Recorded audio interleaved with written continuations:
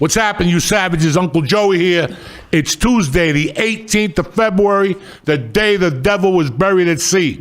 We got a tremendous show for you now. Let's get this party started.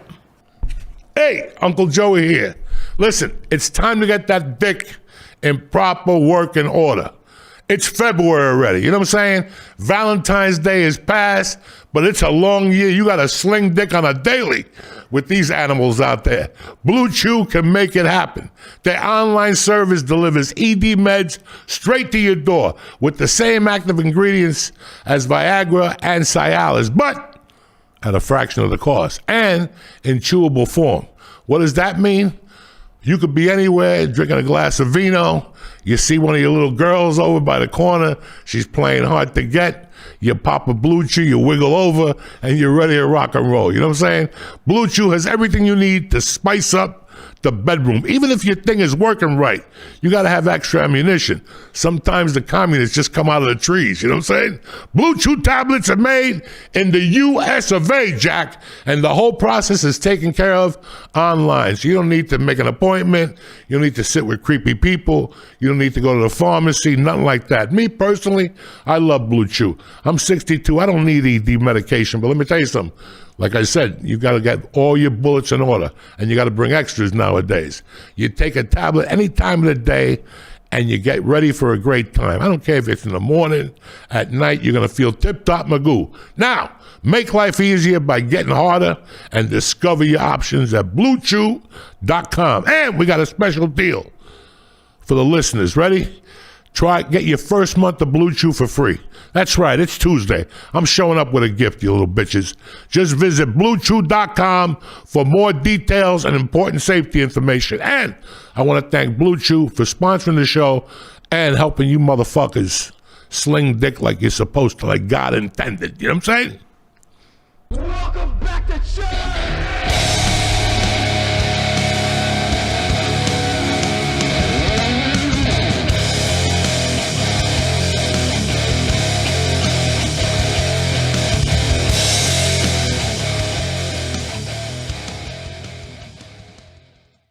We're back. It's a beautiful Tuesday morning to be alive. February the 18th, we got a special guest, Mr. Chazz, Palminteri, Academy Award winner, fucking diver, everything. He's done it all. Producer, the whole thing.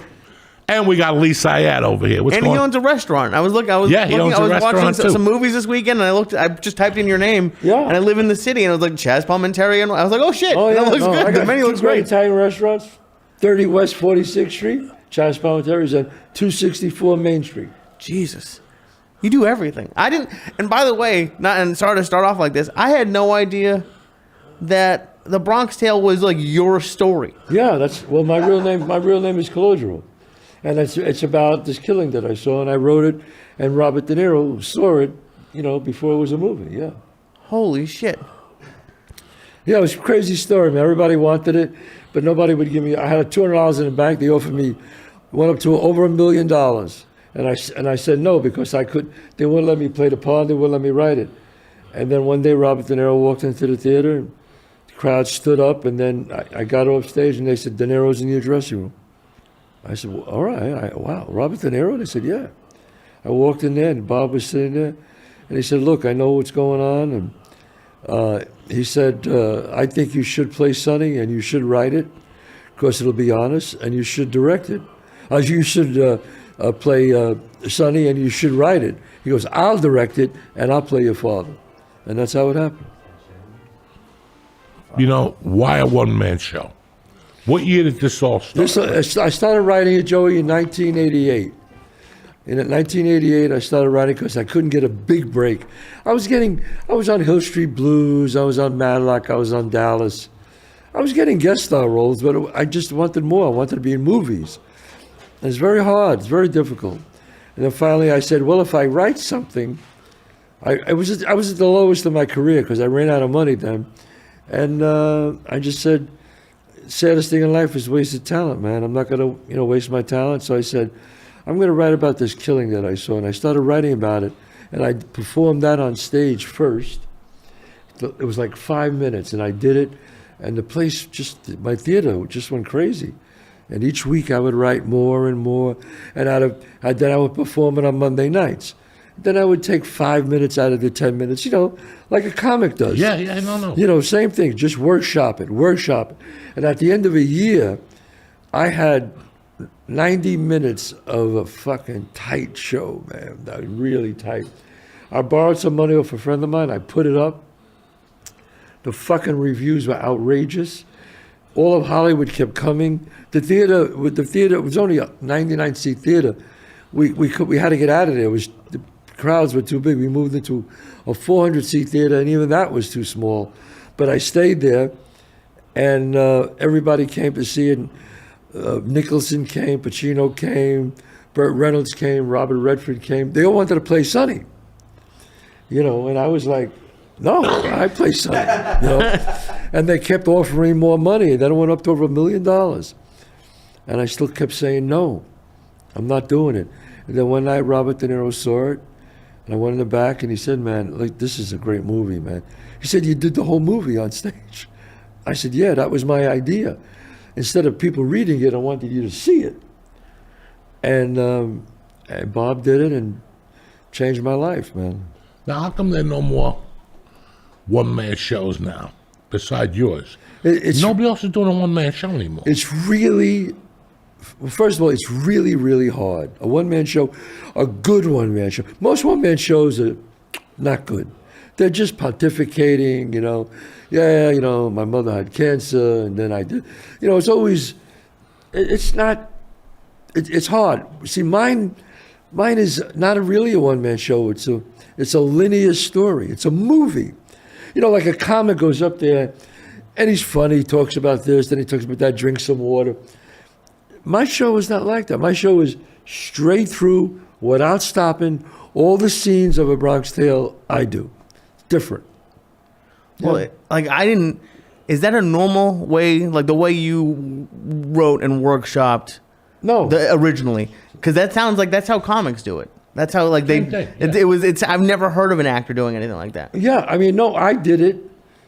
I figured I'd just keep trying stuff out, and because I had an audience every Monday night at my theater, so I would keep trying it out. So you know how it is. On stage something's working, something's not. I would tape everything. I had a cassette player, and I would tape everything, and then I would say this worked, and then you hear comments from the audience. Oh, I didn't like this, I didn't like that, and so once in a while somebody says a great idea, and you go, fuck, well that's a good idea, and you incorporate that. So at the end of a year, I had a fucking really tight show. But still, I didn't know if it worked because I never did it straight through. But then when I did it, the fucking crowds just went. Joey, it was a phenomenon. It only happened twice in Hollywood. Twice in the history of Hollywood. Sylvester Stallone and me. That's it. Where it was insane. I had producers following me to the men's room. In restaurants, in the men's room. Al Ruddy, Al Ruddy, great Al Ruddy, I love him. I got to know him really well after I met him. I was taking a leak in the urinal. The guy comes right up next to me at the Palm in Beverly Hills. And he goes, you Chazz Palminteri? I'm looking at him going, yeah. He goes, I just saw it 2 days ago, fucking love it. I'll write you out a check for $1 million. What do you think? And I'm going, I really can't talk right now, So I said, you got to call my agents and we'll work it out. It was, I'm telling you right now. I said, Al, call the agents. It was crazy. It was crazy. Burt Reynolds wanted to take me out to dinner. Everybody wanted to take me out to dinner. But they wanted that role. And I said, nah, nope, no fucking way. And then when I met Stallone, because I did a movie with Stallone right before that, I told him what was going on. He said, I heard about what's going on with you. I said, yes, Sly, and I actually thanked him because I said, you did it before me, and so you made me believe that it can happen. And he said, if you believe it, hold on. And I said, all right, I am. And I did. You just kept saying no. Fuck them. Joey, Fuck 'em. People say, how could you turn down over $1 million with $200 in the bank? And you know what I say? The first offer was the hardest. And as people who grew up like we did, the first offer was $250 after 2 weeks of doing it. And to me, that was like, that came out of nowhere. $250,000? I was like, can I call you? Can I speak to you tomorrow? I was a little like shook up by it. And then I hung up, and I said, I called my parents, and they said, well, what do you want, son? And I said, look, I really want to play the part. I don't want to give it. They said, don't worry about us. If you're worried about us, we'll be fine. Because I wanted to take care of them, you know? And then I said, fuck it, I'm not doing it. And once I made up my mind, then it was just numbers. 500, yeah, 750. It didn't fucking mean. The 250 was the hardest. $1 million, $1.2 million, I'm going, yeah, but can I play the part? I said, no fucking way I'm doing it. And everybody in Hollywood said, you're going to blow it, they're going to walk away. I said, no fucking way they are. Because there's too many people who wanted it. I'm not exaggerating. Every number one director, every producer, every studio head, every main actor wanted this part. Were chasing me down. Was it crazy? You know, it's crazy that as you were telling this story, I was thinking about Frank Pesh, 29th Street. Yeah. How that's a fucking great story. Great story. Great story. And he sold it, but they had the Australian play him. Right. What the fuck? They gave him a role as the brother. Yes. He was still in the movie. Yeah. But they gave it to Lampaglia, Anthony Lampaglia. Anthony Lampaglia is very good. But, Yeah, he was good. He was He was very good. good. And he is Australian, but he is Italian, because a lot of Italians are Australian. He got mugged in Beverly Hills. He did. He was telling me one time. He's a good guy. He was walking and they pulled up with a gun. Yeah. And said, give me your money. He's like, what? He's Beverly Hills. Right? No. But, but I always tell people, unless you had something like Stallone or myself, it's better to sell it if only two people want it. It's hard to be really stand by your guns. But I had everybody wanted it. So it's a little different. So what happened to me and what happened to Sly, in fact, he says it too. It was an anomaly. It was an aberration. It doesn't happen. It just, the stars were right or whatever, and it just was right, man. Are you paranoid at all? Like, for me, I'm thinking back then, before like the internet, like, I know that you could have proved that you had the script, but they could have ripped you off and written a movie like it and then put it out. Like, did that cross your mind at all? No, because you could write something similar, but they saw it. You see, this was different. This was not reading it. And all the reviews were like the New York Times, the LA Times. Got it. Was like one of the greatest, a genesis of an Academy Award movie. I mean, it was just like, they wanted this fucking movie. And they wouldn't leave me the fuck alone, man. I was blessed, it was great. What does that feel like after you haven't and really I have to done? say, my Lord Savior, Jesus Christ, he was right there. He's the one who I put his hand on my shoulder and said, hang in there, kid. And I hung in there.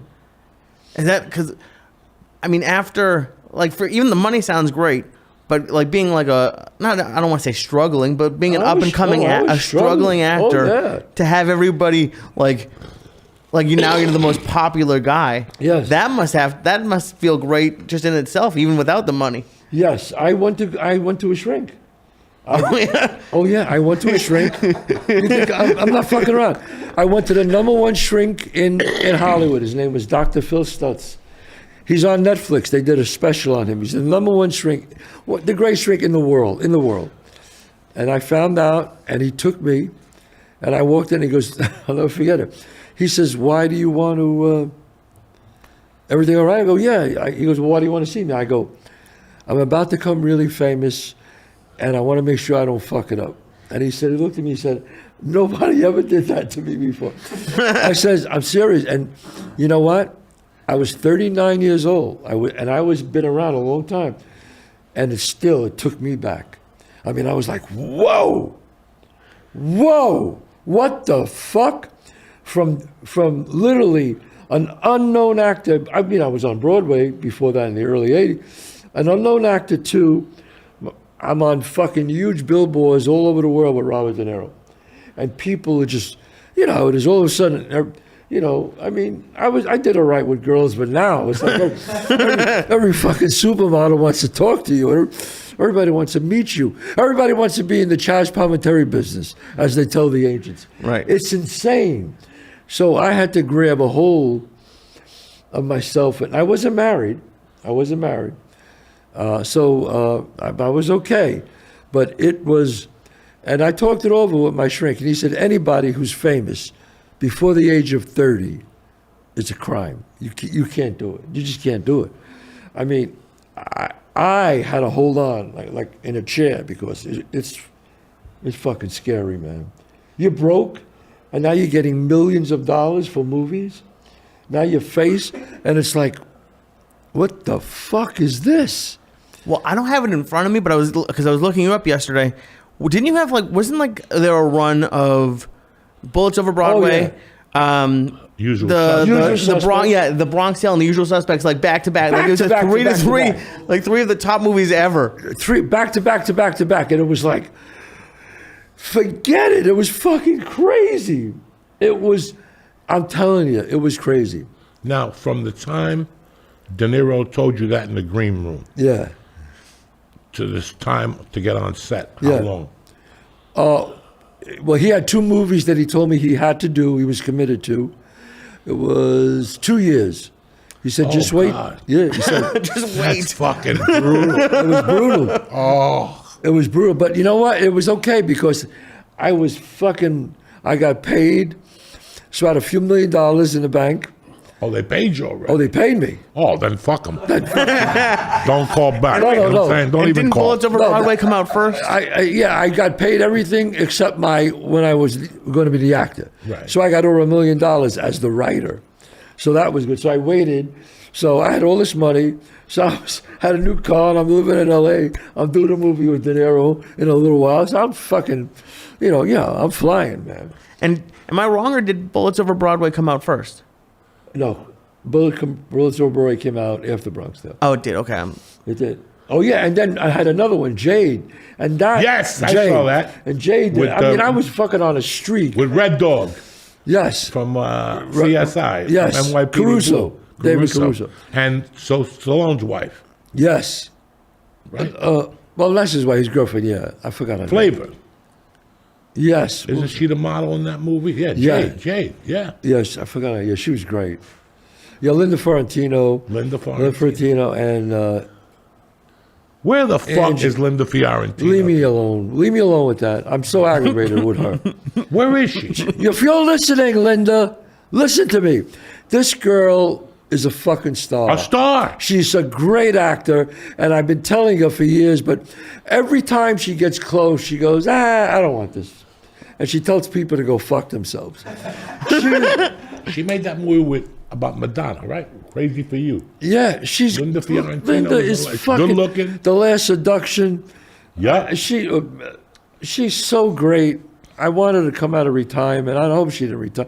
She's so great, so wonderful, so fucking sexy and hot, and she should be fucking out there. But some people they don't want it. I don't know. She annoys me with that. Linda, if you hear this, you're pissing me off. Yeah, me too. Somebody tell her you got to come back. Really, she's great, So man. for 2 years, it's like when you get the call that you got the movie. Yeah. Like, that's why I hate when they call you and they go, this movie's shooting in June. Go fuck yourself. I'm old school. Tell me when it's shooting. You want me to audition now? Right. It's shooting in March. Okay? No, I had to wait 2 years. Oh my God, because you go to wardrobe and then now in today's world, back then you didn't have it. Now you got to look over social media. Yeah. That you don't tell somebody fuck you on social media because as you're getting hired, they'll fire you. Yeah. Because you told somebody to go fuck yourself. Right. So the whole time you're always like, when am I going to get fired? Like that's the way I think when I go Really? to a movie. If I have a long time on a movie, I'm like, I'm going to get fired. Well, you going to say something or do something? Both. Both. So I might as well I want to shoot it out and get out. Yeah. Like, like I worked with Tracy Morgan. Yeah. And you know Tracy. Sure. He's fucking out of his mind. Yes. And I'll never forget that I asked Adam, why'd you shoot Tracy out so fast? He goes, Tracy's that funny, plus you don't want him around. And I never forgot that. Yeah. And then I saw how the girl treated him on that show, 30 Rock. 30 Rock. Yeah. The pilot of that. How does she treat him? She treated him just like that. He's a dangerous guy. Really? Like, not dangerous in the sense that he's going to do something to you. Right. He's just dangerously fucking funny. Oh, Anybody he's who tells a so woman, smell my funny. finger, It smells like rape. That type of shit. Oh, you don't God. want them around that long on the set. Yeah. So they get on the set at 7, shoot them, and get them the fuck out of there by 10. Right, And I you see. live your life the rest of the Yeah. day. You're not going to if the longer you have them sitting back there, It's no good. animals like that, like me, the longer you have me sitting back there, the more you got me brewing. And if that room ain't got windows, like I learned that, I got to sit somewhere where it has windows. Right. If I'm in there for too long, and I don't mind smoking a joint and reading a book for 6 hours. Right. I got nothing against that. Right. That you're paying me for the day. I don't give a Yeah. fuck if you shoot me last. But But- my advice to you is, you don't want me My back advice. there. Yeah. You don't want me back there. Just get me the fuck out of there early. I'll wait. I don't give a fuck. Yeah. But get me out because Yeah. what's that expression? The idle mind is the devil's work. Yeah. I don't mind the That's devil it. worship. And that's with me. Yeah. Once I get bored, I'm like, so I just want to shoot it out. With Tracy, with 30 Rock, if you see the pilot, while he was talking to her, he made her take him to a strip club in the pilot. Yep. While she waited outside, she was talking to him, like convincing him Right. to be on the show. He's like, I don't know. Let me give this bitch another $1. You got to watch the fucking pilot. Oh my God. And that's when I realized animals like that, you got to shoot them, Shoot him out. Yeah. get them out. They're going to fucking, Yeah. You never worked with somebody like that? They go crazy. No, I never did. No, not. I love Tracy. He's great. He's funny, but I worked with a couple of people who are alcoholics. That's rough. When that's rough when they come in and they're just. I won't say who they are. Sure. But, I watched the movie the other day, and we'll talk about it later. But this motherfucker was high on heroin while yeah. he shot this movie. Jesus. And I know he was on heroin for a long time. But there's a scene, he's in a courtroom, and the camera's not on him, and he's nodding. He's trying to focus on the judge. Right. But he starts fucking nodding, and you're like, oh my God. Yeah. That's kind of crazy. I could smoke a joint and shoot a movie. Yeah. See, I can't. And No, I that's can't do where it anything. I can't do anything. 2 hits off with the roots just to loosen it up, to make Yeah. craft No, service I'm a little always. better. I'm very relaxed. Yeah, so- but I can't drink or no, I people can't. fucking. When I did the longest yard, those motherfuckers were making margaritas at 10 a.m. The wrestlers, because wrestlers don't play. Yeah. They don't play. Rest They is told part of it. Adam, if we're not out there by 8, Yeah. we're going to get margaritas. And they bought a blender, Yeah. and they would get fucking blenders, plural. Wow. And they had the big cooler with Right. ice, and they would sit out there, Goldberg, and those motherfuckers were out of their mind. No way. Really. That's why I loved them. I loved them. They were like, Yeah. 12 o'clock, we're not shooting, we're done. Yeah. Then they go back to the hotel, take a nap. Yeah. I just had a wrestler on my show. He was great. Karen Cross. Oh, they're great. He's great. What a great guy, man. They're ultimate. I learned a lot from wrestlers on how to treat people. Yeah. Because they're the ultimate, like Kevin Nash. That motherfucker can get getting beat up. If you go up to him and ask him for a picture, he'll hold the guy's hand and take a picture and keep fighting with him. Like Wow. those guys, that's a different training. They Yeah. train differently. They're more audience. Right. Right. They're very Right. audience Right. Right. savvy. Wow. Yeah. It was great, and he was fun to talk to. I love talking with guys and jiu-jitsu and I love UFC. I go there. I love it. UFC is great. My son loves it. He boxes. He does MMA. He does Brazilian, and we go there. We love it. It's great. It's a great. I box. I don't do. It was funny, but when he started learning, and he started getting older, and then all of a sudden I realized that, shit, I can't beat up my son anymore. You know what I mean? Like this kid is like, we started like grappling a little bit, and he just choked. He got me in a triangle, and I was like, what the fuck? And then he explained to me that a person who knows jiu-jitsu, even a blue belt, he said, when you're wrestling or grappling with a person who knows nothing, he goes, it's a magic trick. They don't know what you're doing. It's easy. And I was like, oh, really? He goes, yeah. He goes, but a black belt does that to me. Or a brown belt does that to me, what I do to. And he says, it's just levels that you got to get up. It's just levels, yeah. I love going to jiu-jitsu. I haven't been there since October 8th. Wow. But before that, for 3 years, I was Right. going to the same place. Here's the problem. As you get older, you wrestle with younger guys. Right. And even if you know more about it than they do, their speed and quickness Yeah. always beats you. You know, it's always, Really? you end up on your back. But I fucking love it. Yeah, it's great. I fucking Yeah, he love the loves it, guys yeah. there. And I'm older, and there's not a lot of older, you know, we had one guy that was like 65. Right. And there's a guy in there that's 67. That's a fucking brute.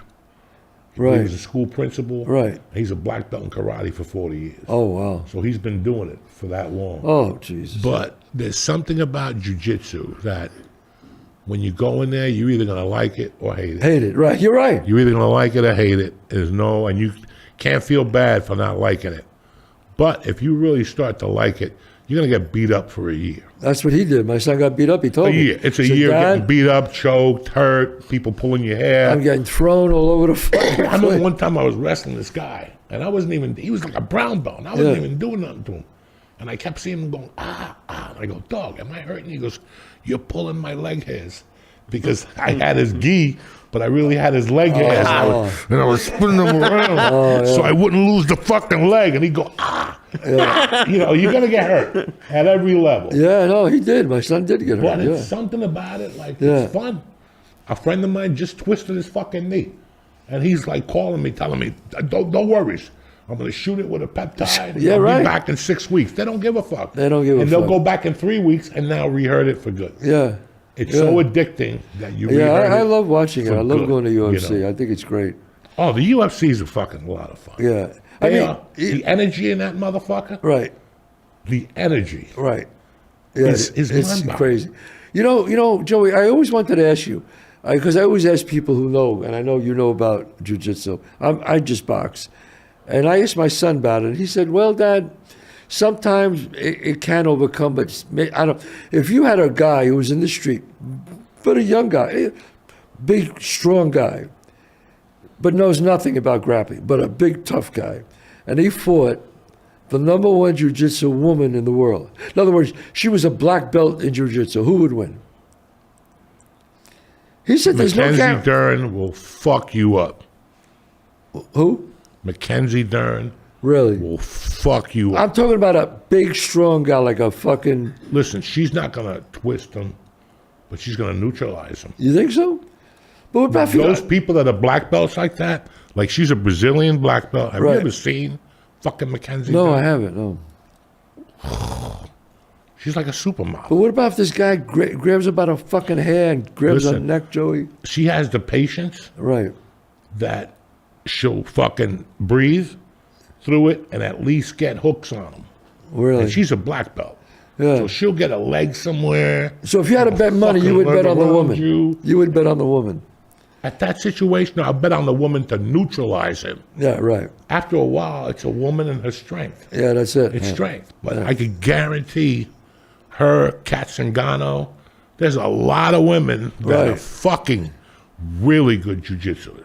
Yeah. They'll break something on you. Yeah. And if you really think about it, jiu-jitsu is made for a woman.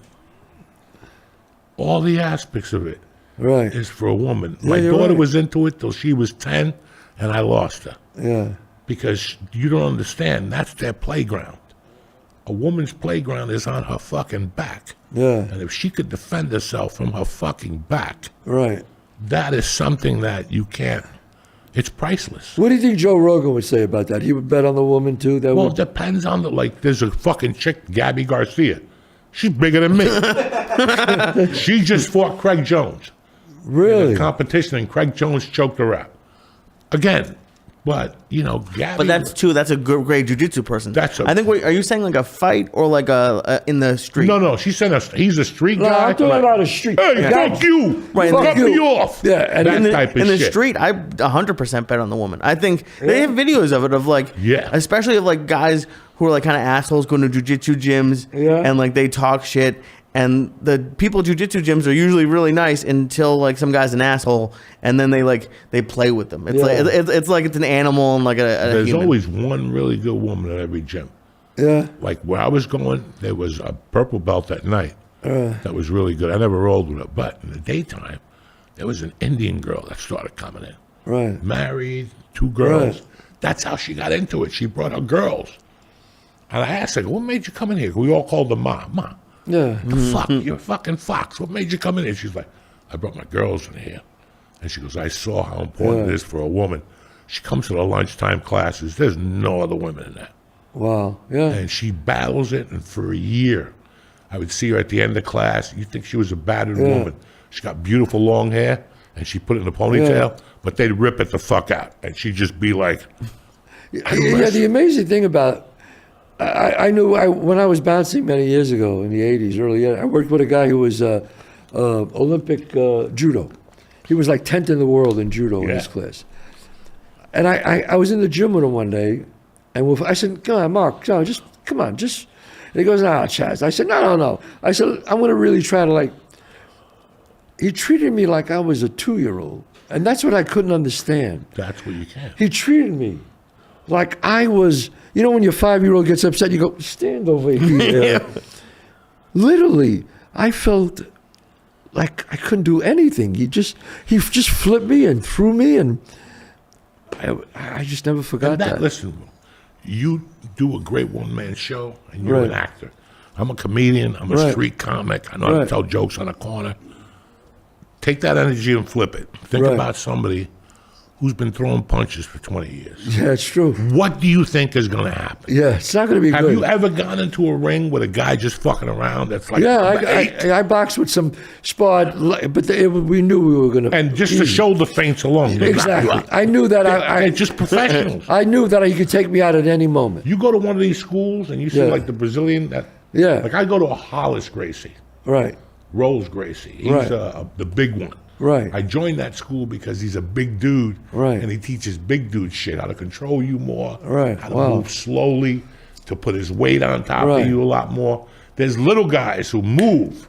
Like there's a school in Edgewater. That dude, he fucking moves. Right. He's 5'8", 160. That guy will choke you before fucking anything. Have you ever seen the Hodger Gracie tapes? The what? Hodger Gracie. No, I never Hodger did. Gracie is the fucking best in the world. Better than Hickson? No, he's like a nephew to Hickson. Nephew to Hickson. But this guy does the same shit every day. Yeah. Which is takes you down. He'll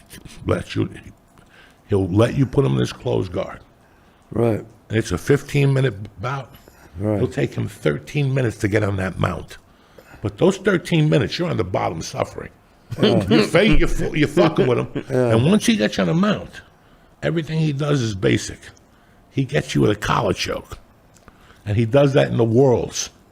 Oh, but when you see him, you go, wow. Yeah. Because it's like Caterpillar. It's not the Berimbolo brothers flying through the air. It's this guy that gets on top of you like a boa constrictor, and he just gets closer to you and closer to you, and that's what you're doing. You're wearing out the guy on the bottom. Were you ever on stage, Joey, and you thought somebody was going to come up on stage and you thought you were going to have to do something? Yeah. Really? And I hit him with the microphone. Come on. In 1995, there was an open mic on Wednesdays, like Steakhouse 58 or something, in Commerce City, Colorado. And every week I did the same round. There was a tortilla plate. What's the taco place on fucking Thursday night? Right. The one on the West Coast. They got them all over California. El Torito was Thursday. Wednesday was that. Tuesday was an Elvis impersonator from Brooklyn. Right. That had a restaurant in Vegas, and he was the first Elvis impersonator, like 1968. Wow. Now he was 400 pounds, and they paid him off. Caesars gave him like $500,000, and he opened up a little Italian restaurant. And every Tuesday, I would go up there on Tuesdays and crack some jokes. He had like an 8-table restaurant. Right. And he would come out at first as the chef. And then listen to me. Then he'd wink at me and he'd go in, and I'd go on stage and eat a bag of dicks for 15 minutes. I'd be up there just telling stupid jokes and dying. People still be eating their Italian. And then after 15 minutes, he'd come out dressed like Elvis with a towel around his neck, and I'd go, "Coming to the stage, Elvis Presley, Dino," or something like that was his name. And he'd come out and fucking do the moves and the kicks, and he'd get drenched in sweat. And then he'd go to the tables, and he'd talk to the people, and he'd sweat on their meatballs. It was fucking classic. Yeah. Tremendous. This is what I see as a comic, as a young comic. Yeah. But on Wednesdays, I went to this place, and they were flipping beer caps at every comic. Motherfucker kept flipping beer caps. Yeah, that's not that. Yeah. You know, and they were drinking beers and ripping the labels and then flipping the. And I went in there. I was going through a divorce. And I was in no fucking mood. Right. And I went up there and I go, before the show even starts, if you flick one fucking thing, I'm gonna fuck yous up. I didn't even say that, and the beer thing went flying by me. And I go, come on, motherfucker, because I wasn't gonna go after them. I have to bring them to my territory. Yeah, right, I got right. the mic stand, and it had one of those microphones that had batteries in it. Yeah. I didn't know this. And they came close, like, he charged me. And I'm Right. like, this is easy. I picked up the thing and just banged them in the fucking head, and the microphone busted. Oh. The batteries went out. He started bleeding. And his buddy stood there, and I go, you want? And he just left. Wow. And I went, I finished my steak. They said, the cops are coming. I got in my car and I left. I didn't go back for like a month. It was all forgotten. That's funny. Oh, yeah. I'll say, yeah. I've seen comics go through some shit sometimes. There's guys that, listen, I'll tell you what happens. A girl goes home and tells her husband that her and her 8 girlfriends from work are going to go see a certain comedian. Yeah. There's like 8 of them that are really good looking. There's always that one husband that tags along. I'm going with you. Is Maggie going? I don't trust her. You know, she dates a Right, fucking right. Spanish dude, you know. Right. Those are the guys you're always going to have a problem with. Because they're the ones that sit there. Sit there like that. He ain't funny, you know, to try to. And then you have to say something to him. Then he says something. And, Yeah, comedy is fascinating to me. I mean, I was never a stand-up comic. I was always an actor, but I'm fascinated by stand-up comedy. I really am. It's fascinating to me. And I talked to Chris Rock about it once. I did a movie with him. And I said, what's the number one thing a comic's got to learn? And he said, don't be afraid of the silence. no. He says, once you're not afraid of the silence, you got it. Let me take a breather real quick. We'll talk about BetterHelp for people who need a psychiatrist that didn't get those movies. You know what I'm saying? There's people that haven't gotten movies and are still in LA right now. Yeah. What am I going to do? All BetterHelp. We'll be Yeah. back in 2 minutes. Hey, if you don't know, now you know. The Church of What's Happening Now is sponsored by BetterHelp. We're always hearing about red flags. Red flags about your partner. Red flags about your friends. What if you started looking for green flags instead? Therapy can help you identify those green flags and practice them in your relationships that'll make your life a better place to live in and it'll make you better 100%. How do I know? Because I was with BetterHelp. Their online therapy is tip-top, magoo, amazing. It's 100% online, so it's very easy and very convenient. You can access a diverse network of over 30,000 credentialed therapists with a wide range of specialties. For me, it was anxiety. I contacted one of the reps there. She worked out from the beginning, and 6-8 months later, I was tip-top magoo. I still use those exercises today. So whatever you're going through, there's someone who can help, and BetterHelp is there to help you. Discover your relationship, green flags with BetterHelp. Visit BetterHelp.com/Diaz, D-I-A-Z. I'm going to get you 10% off your first month. Listen, 10% off, that's big in these days. Even eggs are up to $11. So that's BetterHelp, HELP.com/Diaz. I'm going to get you 10% off your first month. If BetterHelp helped me, they could do a lot better with you. Trust me, I got problems. Hey, I want to welcome Factor to the Church of What's Happening Now family. Listen, eating well shouldn't take up your day. Factor makes it a lot easier. With meals you can eat in just 2 minutes. You heard that right. 2 minutes.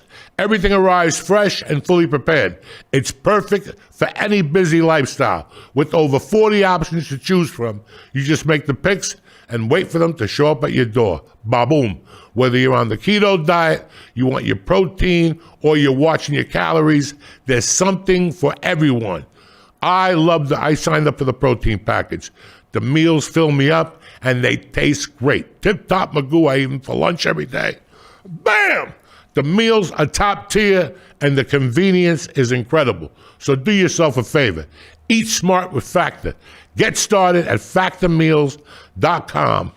factor podcast and use code factor podcast to get 50% off your first box. 50% off plus free shipping. That's what we do for you over at the church.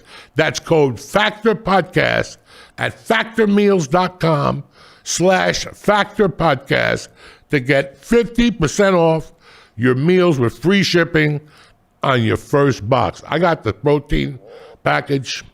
Tremendous. Give it a shot. Or if you want the keto, they got everything for everybody. Factor Podcast to get 50% off, free shipping on your first box. Thank you for listening to the podcast, and thank you for Factor for sponsoring the show. We're back, bitches. Anyway, what's up? I want to talk to you about something. You were talking about when we left. God damn it. About people in Hollywood who didn't make it yet? Was that it? Well, we were talking about that, but that was just a jokey poo. Oh, okay. We were talking about time and comedy. Yeah.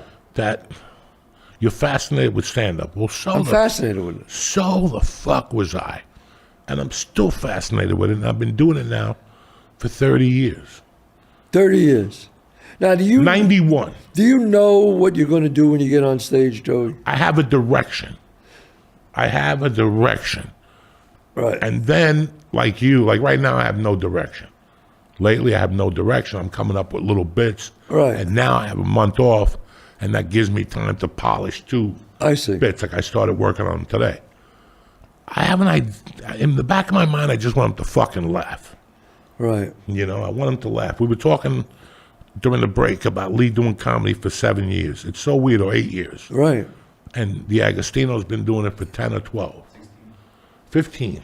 15. 15. Now, when does a comic feel like he made it? When he does, okay, if a comic could fill up a comedy club, 300-400 people, that's pretty good, right? Mm-hmm. Then you move to theaters, like 1,000 to 2,000. Would you say that's pretty good? That's really good. That's real good. That's really good. Now, when you get like over 3,000 or 4,000, that's something. Sebastian, arenas. That's arenas. That's Joe Coy. That's Gabriel. That's heights that you just dream about. Right, but does the average comic, would you say, when he hits like 2,500, that's good. That's good. That's really good. That's really good. You asked me a question. What was the question? When do I thought I was successful? Yeah. When I didn't have a day job no more. Right. That's the first fucking hurdle. When you're making the money to. That's the first fucking hurdle. How about you, Lee? I'm surprised to hear you say that it was there. That's the first hurdle. That is a first hurdle, but because you said. Well, you said successful. What I think, Chazz, you said when you made it, like when a comic's made when it. You feel like, all right, Because like my thought when I was listening to you, Joey, what I thought you were gonna say is like to get to that level, you have goals, but then when you got to theaters, you always look bigger. So like, are you ever really fully satisfied? But I do think that's I like that that's where your head is at, to just be like the first hurdle is day job. Day job. Yeah. And then after that, listen. That's a lot more attainable. I don't think Chappelle is happy. I think he's happy, but I don't think any comic is ever happy. They could always look at just a little more. Maybe if I could sell out a spaceship. Right. You know what I'm saying? Right. Maybe if I could put them all in Guantanamo Bay. I get 80,000 people in Guantanamo. I could do the Dallas Stadium or something. Do you follow me? Yeah. But I always thought, for starters, you have a different head. I was a criminal. I got out of the joint. I couldn't find a fucking job as a felon. Right. And I removed the felony from my life. I didn't go to the judge. I just removed it myself. And I go, I'm going to go for this comedy thing. Right. But I never thought of anything until I found out that fucko, who again has another show on TV, Tim Allen, did time for cocaine. Yeah. That guy's got another show on TV. Right. He like owns ABC. Like, they just give him shit, and he deserves it. That's a bad motherfucker. He deserves it. Yeah. And you know what he eats for breakfast every day? Denny's in the Valley. Wow. He's in there, Denny's. I would see him in there. Yeah. And go, what the fuck are you doing at Denny's? Right. So, you know what I'm saying? Like, he's a real guy, that dude. But I found, I kind of studied comics, and I fooled around with a little comedy, and I remember the thing that I noticed. I'm very observant. Is the thing that bothered me the most is hanging out backstage with comics. They're all depressed, Joey. Yeah. They're all depressed, Joey. Well, we're in our heads. My God. I'm always happy. You're in your fucking head. I mean, and then when you say something funny, they'll never laugh at your joke. They'll just go, they'll go, that's funny. They'll look at you and go, that's funny. But they'll never fucking laugh. Ever. Ever. I used to talk to Robin Williams about all this, and he used to make me laugh. Because he was a funny fucking dude. That was a funny fucking dude. Mm-hmm. And it's almost like a comic. First, they just want to not pay the bill. They want to not pay the bills. I mean, they don't have to get a day job. Then when they start filling out comedy clubs, they're like, great. Then they start filling out theaters, 1,525. Then they want to go to Radio City, Madison Square Garden. And once you get there, you can only hold that, he was explaining to me, you can only hold that position for like 3 or 4 years. And then you have to move back down to the theaters. And you stay at the theaters then for the rest of your career. It was really fucking interesting. But a theater, that's, in today's world, you can make good money if you did theaters all year. Oh, yeah. Look at Brian Regan. Yeah. Brian Regan popped out one TV show. He did something else. He's great, Brian Regan. Nobody knows who he is. So he And does every year- theaters. Huh? He doesn't do Radio City Musical. He might. At one point. Like, I want to do the Apollo. Yeah. Just out of respect. I'd love to do the Apollo. Here's the problem. Yeah. You got to do 8 shows to break even there. No. I only do one show. No. You know what I'm saying? Yeah. You have to do 2 in one night there because the first show goes to the boys. Oh, Unless you charge can't do that. No. $300 for ticket. So the first show goes to the boys. Yeah. Since you're there for the second show, yeah. now the second show is all profit pretty much. Right, So yeah. you got to do 2 fucking shows in a night.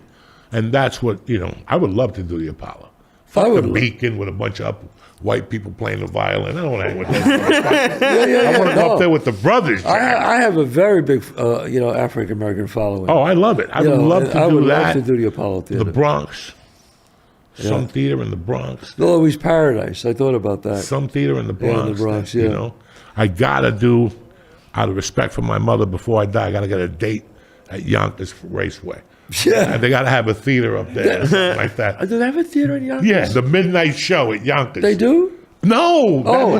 That's the last track that's open. okay. And I always tell people, when people go, well, my uncle was a degenerate. Well, what did he do? He went to Meadowlands every day. That's not a degenerate. Yeah. A degenerate is somebody who goes to Meadowlands, then rushes over and catches the end of the aqueduct, That's right. and then goes home, takes a shower, He goes to stops at OTB on 181st Street by That's Port right. Authority, Wow, yeah. and right on that road, you shoot up to Yonkers. To Yonkers. And when you walk out of Yonkers in those days, you're going to get shot.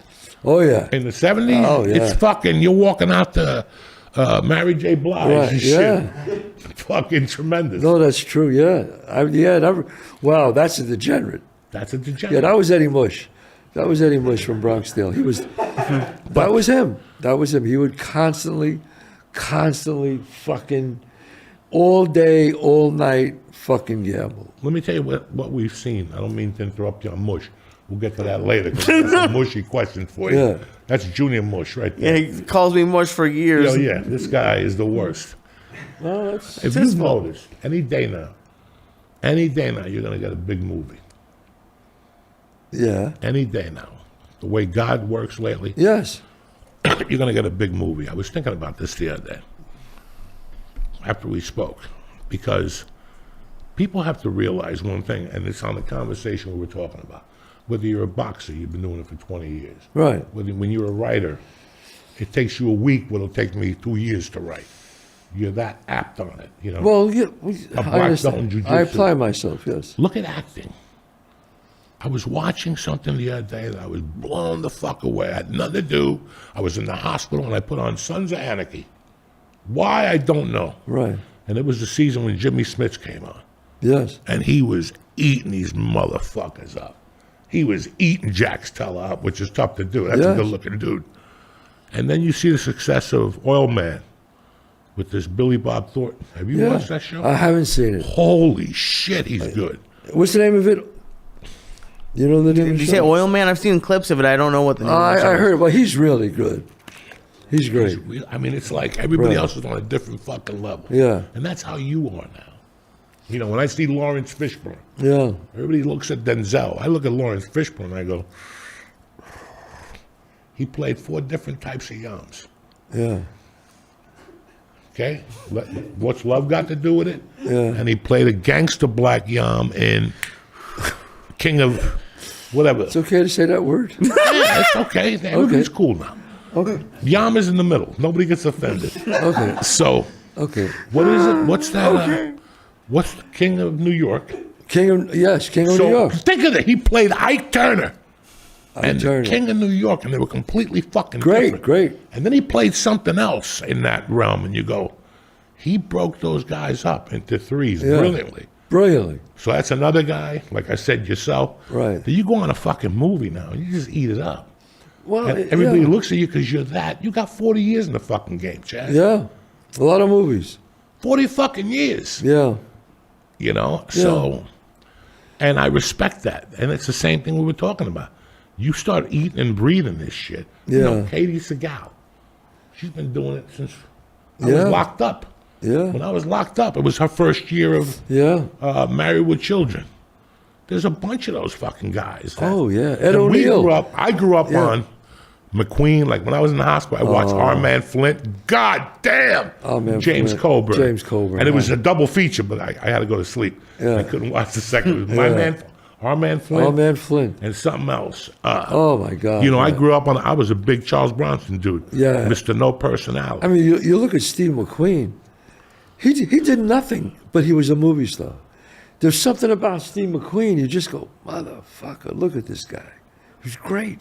Just great, man. Just great. The fucking one with the Camaro. Yeah. When he's Bullet, the cop. Bullet. and he the Getaway. the great is escape. brilliant. Papillon. Papillon. Oh shit! Shit. Damn. Yeah, The you fact know. that motherfucker stole Bob Evans' girlfriend. Yeah. He did. If that happened now, people would turn their back on him. Only 2 men have done that. Brad Pitt, when he went to fucking Angelina Jolie's and never came back to Jennifer Aniston. Yeah. She was at home waiting with tea. Like, I'm done with tea. You know what I'm saying? Wow. I'm That's done true. with tea. And Steve McQueen. Steve McQueen. And she just didn't take an actor's wife. He was the head of fucking movies at Paramount. Or some And shit. I knew Bob very well. I liked him a lot. That's crazy. Yeah. He was a good guy. I liked him. Those are different types of dudes. Yes. You know, Clint Eastwood, when he first started shooting Yeah. those spaghetti westerns. Oh, man. That's why that's so interesting to me. Right. All those actors, how they did all that. They went through a struggle. Yeah. You know, when I shot The Longest Yard, Fucko told me that his roommate at the time was the other fucking crazy guy. Burt Reynolds had a roommate when he lived in New York, and they went to audition for Elia Kazan. And then at the end of the audition, his roommate, who ended up becoming a star in his own way, I just forget what his name was, pulled a gun on Elia Kazan and said, if I'm not in this play, I'm going to shoot you. He's the one in that movie with the bowling. He's got the hook on his hand. Really? He's an older guy. Yeah. He's all, you know, he's probably dead by now. Yeah. Showed up to the audition With a gun. with a fucking gun. Fucking actors. Some actors are crazy, man. You can't believe the things people do to get noticed. I mean, I've seen things where, it just one of my dear friends died. One of my closest friends died in COVID, and I was there, and I'm still hurt. My friend Phil Foley died in COVID, and I went to the wake, and then we went afterwards. You go to a restaurant. You know, that's how you do. You go to a restaurant and eat something. Everybody talks. And this guy comes over to me and he says, hi, he says his name. And he was at the funeral, I saw him. And he said, me and Phil were working on a script together. Now, I know that can't be true because Phil would have told me. And he goes, and he said that you were going to be in on it with us. And I know it's unfortunate that he passed, but I was wondering if you and I could do it, And I look at him like, I'm at the fucking funeral. You asked me if I want to write with you because Phil's dead. Are you out of your fucking mind? Like, get the fuck away from me. I mean, I was like, do you have any sense of of compassion, of feelings, of I don't know. Some people are just fucking crazy. He just figured I was there and he's never going to see me again. Let me take a shot. And I had the script with him. Had the script with him. Listen know to what? me. My car's on fire. I'm changing a flat. Now I don't know how to change a flat. I'm doing my best. I'm pumping. This is Right. about 9 years ago. And some kid screeches over. And I think he's going to ask me, he's going to say, do you need help? This motherfucker came and goes, hey, Joey, remember we read a script together? Are you interested?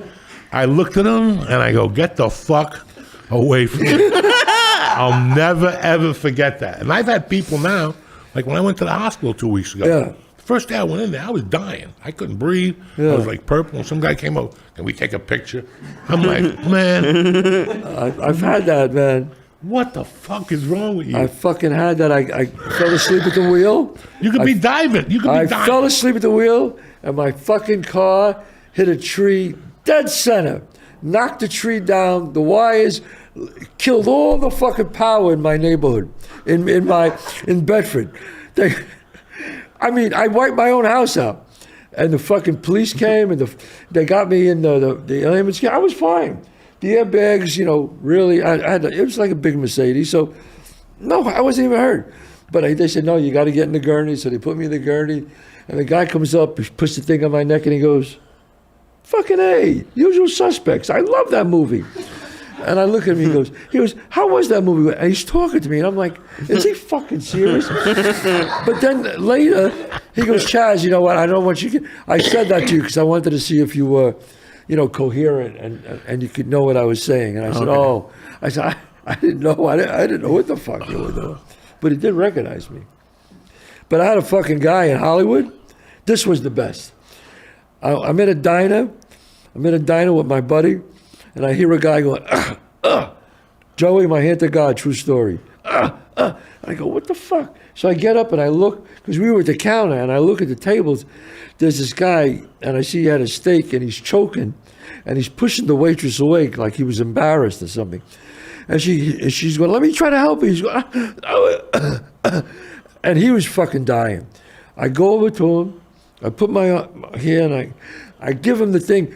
And it wasn't, I don't even think I did it, because whatever I did, it popped out. And it pops out, and he looks at me, and he goes, I said, man, you want to go to the hospital? You okay? And he goes, you're Chazz Palminteri. And I said, yeah. He goes, wait a minute. Oh, wait. Puts his hand in his pocket, takes his fucking wallet out, takes a fucking card out. He goes, I got a great script for you. Oh my God. And he goes, you call me. I got a great script. And I'm saying, sir, are you all right? Now, I didn't think of it at the time, but I walked out of there with my buddy, who was an actor. And I said, you fucking believe that crazy fucking guy? He goes, Chazz, it could have been a setup. He could have saw you and did it. And I didn't think of that. I said, you know what? I don't know. Anything's possible in that Anything's fucking possible. city. People go to AA meetings. Yeah. That's the only city where people go to AA meetings, tell you a story that they're clean and sober, and they're there to give you a script. Yeah, I heard that. That's the only town. There's no decency. No decency, no. And they always try to give you something for somebody else. Mm-hmm. That's when it really pisses me. Hey, can I talk to you about something? I really like your comedy. Do you mind giving this to Joe Rogan? And you're like, no. These people say, No, I'm not giving him that. The reason why he's my friend is because I don't give him that. exactly. Robert De Niro. You know how many times I get a script? Could you give this to Bob? Could you do this to Bob? Could you set me up with Bob? I go, no. I don't fucking do that. I said, what are you, crazy? I don't do that, man. I won't do it. I won't do it. I gave Bob 3 scripts in my 35 years of knowing him. Have I ever given him 3 scripts? And 2 of them were mine. And he did both of them. And the third one was, well, I didn't give him the script. I shouldn't say, but I called him and told him that I read this. And that was, Fuck, what was the name of that movie that he did? I can't think of it. It escapes me. No, they asked me to read this thing. I read Analyze This. And they said, would Bob be interested in this? I said, Bob be interested? First of all, I read it. I said, it's fucking great. It's fucking great, you know. But not knowing, they called Bob. I said, you know how you get Bob De Niro? You make an offer. Here's $20 million. Read the fucking script. I'm not bringing him anything. You know what I mean? What the fuck? To go back to the show that Lee and I watched. Yeah. And it's on Amazon and Apple It's on TV. Amazon, Apple, Google, Fandango. It's the one-man show that I've been doing for 34 years. But Joey, I filmed it, I wrote and directed, obviously, with 5 cameras. So it's really, it's, I could see that. Inside, I really worked. The shooting I worked was a great. year on it. You And know? there's more than that. There's like audio to it too. Yeah. Like for different things, you have music and different effects. It was great. Yeah, I know. It's a movie. I mean, I paid for it myself because I don't want anybody telling me what to do. So I paid for the whole fucking movie myself. I said, no. I don't want nobody's money. Now, you know what I got from all this? Yeah. You're just a great fucking storyteller. And when I went to see the Yeah. show at the Beacon, I knew right then. I go, this guy's just a phenomenal storyteller. He knows how to keep. A lot of people don't have that. Yeah. They could tell you a story, but then they can't keep you. You could keep me and take me through different emotions, and then you do all the characters, which is mush and fucking this Right. guy and that guy. You know, I thought it was great, but that's the bottom line. You grew up in the Bronx, and you went to get apples on the corner. When you went to get an apple, there was always action going on. There was all these Ba-da-poop, characters. ba-da-pop, ba-da-poop, and you talk, and everybody had a nickname, Right. and a nickname that hit home. Everybody. Do you know how many guys came over to me and said, you robbed my story? Do you know how many guys in all these years have told me that? You know what? That was my story. This one guy was a stand-up comic. I'll never forget him. And he said, you stole my act and you made a movie out of it. I go, leave me the fuck alone. Get the fuck out of here. You know what I mean? You know what they say? You know, an orphan, a success has one father. An orphan, a failure is an orphan. It's so true. So fucking true. I hear. Listen, we all had that story. Yeah. You know, at one point. Of course, everybody We all had all had these that guys. story. Well, then you should have wrote the movie. You know what I mean? But you're a phenomenal, like, up there. That's what cultivates these people. That's what the mob genre is.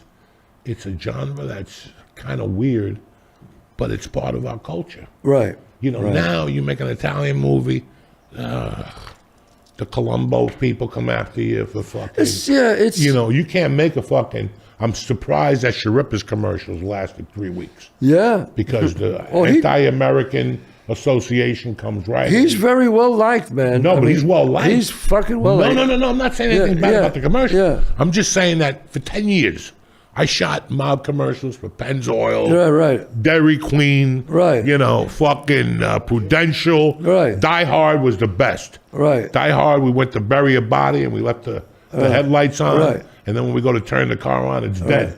And now we're stuck out. You know, I did them all. They ran for a week. Then your agent called you and said, your commercial got canceled. The anti-Italian Federation called and said that fucking, what's that food chain? I did them. That lasted 4 Yeah. weeks before the Italians came out. Yeah. You know what? I have a thing with, and I have beef with the Italians about this because they came to me a few times. And I said, look, Bronx Tale, first of all, Bronx Tale is not a fucking gangster movie. It's a family movie. I said, that's why it's been around for 34 years. It's a family movie. And I said, do you expect Italians not to work? Do you expect us not to work? I said, if you work and you don't like it, shut it the fucking thing off. You know what the best part of that family movie is? When you beat the fuck out of the bikers. Let me tell you something. That's a family scene, right from the ABC after school special. Everybody said, No. every time I do that thing in theaters, fucking standing, clapping, applauding, I go, now you just can't leave. Crazy, man. It is fucking, and the characters, like we sit here at night, like I put a lot of my friends on here. Right. Because all these stories you tell over the years, Yeah. these fucking tudutsis, oh, that didn't happen. Okay, motherfuckers. Yeah. I'll start bringing these motherfuckers in here. Right. Well, you see, here's you're like, there's this, you got to be a great story. You got to have great stories and you got to be a great storyteller. So there's this guy, Bobby Moresco. I don't know if you know who he is. Bobby Moresco wrote Crash, which won the Academy Award, and he wrote $1 Million Baby with Paul Haggis. He grew up, he was a Westie. He was like a Westie. Grew up in West, down Hell's Kitchen. Great storyteller, great director too, and a great writer. And one day him and I were at this big table, and he's on one side, I'm on the other, and we're going trading stories and telling him.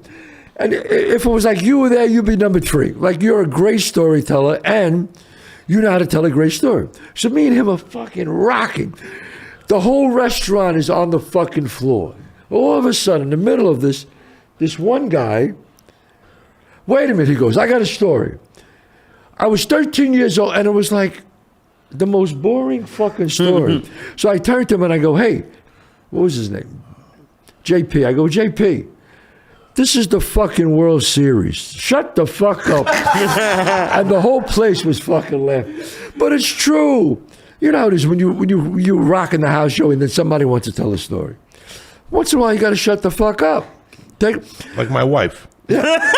You're telling the story, and your wife wants to follow, and you're like, God damn. I want to go, honey. She goes, no. Oh, how about when they go, no, that didn't happen. It was this time. I'm going, shut the fuck up. Sometimes you lie to make a story better. You embellish. What the fuck? That's what you do. It's an art. You embellish the story, man. It's so That's stupid. what makes the joke even more outlandish. Even more funny, right? That you said something to add to it. Like, me and you were talking one day. Yo, nephew number 1, we were talking one day on the phone, talking about something. I said to you, you got me over here waiting like Michael Chandler. Do you remember?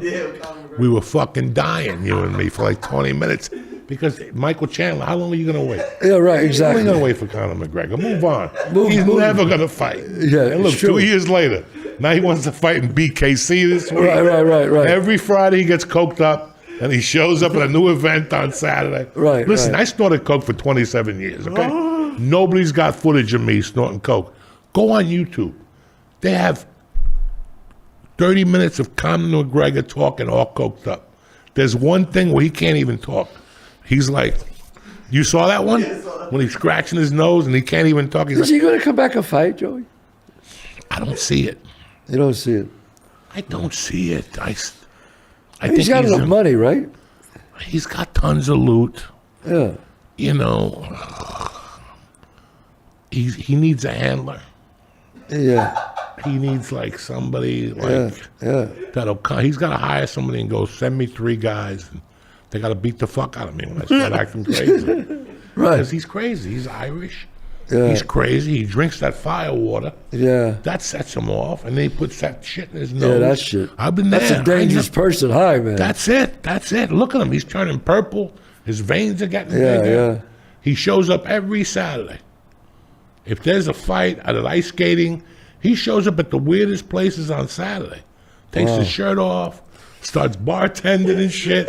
I got to give it to him. He's an animal. Wow. I mean, I got to give it. Listen, when McGregor goes to Vegas, he doesn't just sell tickets. Do you know that? He adds like $2 million to the economy. Not a lot of people do that. Michael Jackson could do that. Yeah. Come to New York and fuck. McGregor does that? Think about it. When All McGregor the people fights, flying in. people flying in from fucking Ireland. Oh, He generates so much fucking cash. Yeah. You cannot take that away from him. Yeah. But he's made so much cash. Listen, it's tough. Who said it the best? It's tough to run 5 miles when you sleep on silk sheets. Yeah. Yes. That hunger's gone. The hunger's you go in the gone. ring, and while you're getting beat up, you're thinking to yourself, I knew I was done. I knew I was done. I'm done. I'd rather done. be with 3 Chinese chicks Yeah. right now. I want to Fucking be with playing 2 naked hookers and ping an pong. ankle. I'm here Get the getting fuck beat outta up by here. this guy, and I don't need this money. I'm going to make $11 million. I don't need it. I got $300 million. Yeah, there is a point where, but that's what makes the true champions, my father used to tell me.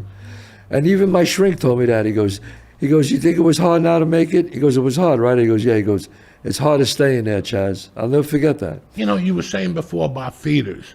I had this dream sitting behind the Comedy Store 20 years ago. In the dream, I used to talk to Ari. Me and Ari discussed this about 5 years ago. You sit behind the Comedy Store, you're back there at midnight, You wait another half hour to get on fucking stage to end your night. You know, you basically can't make rent. You hope you get a commercial audition so you could fucking cover the spread next month. Right. And you dream about the day when you're just a regular comic, that you're selling out clubs. You're on a recurring TV show on ABC. They pay you well. You do 6 episodes. Maybe somebody gives me a little gig for 3 weeks writing. That was success for me. Yeah. That would have been fine for me. And I wouldn't even want that. I was just happy to do comedy and not do crime. Right.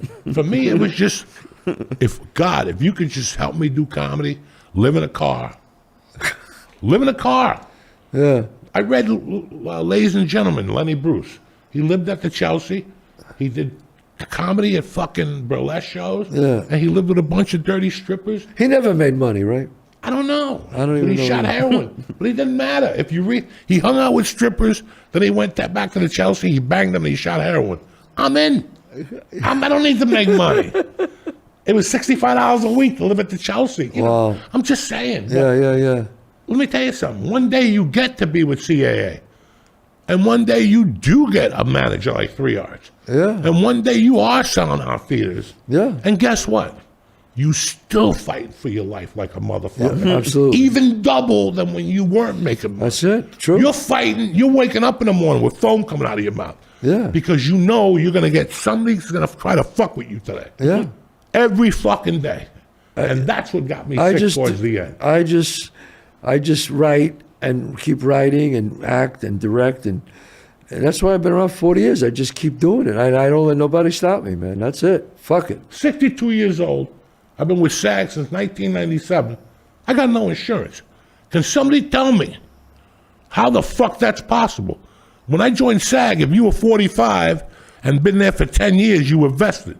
True. All of a sudden, they changed the rules. Well, I'm because paying $3,000 a month of fucking insurance. yeah, because too many people.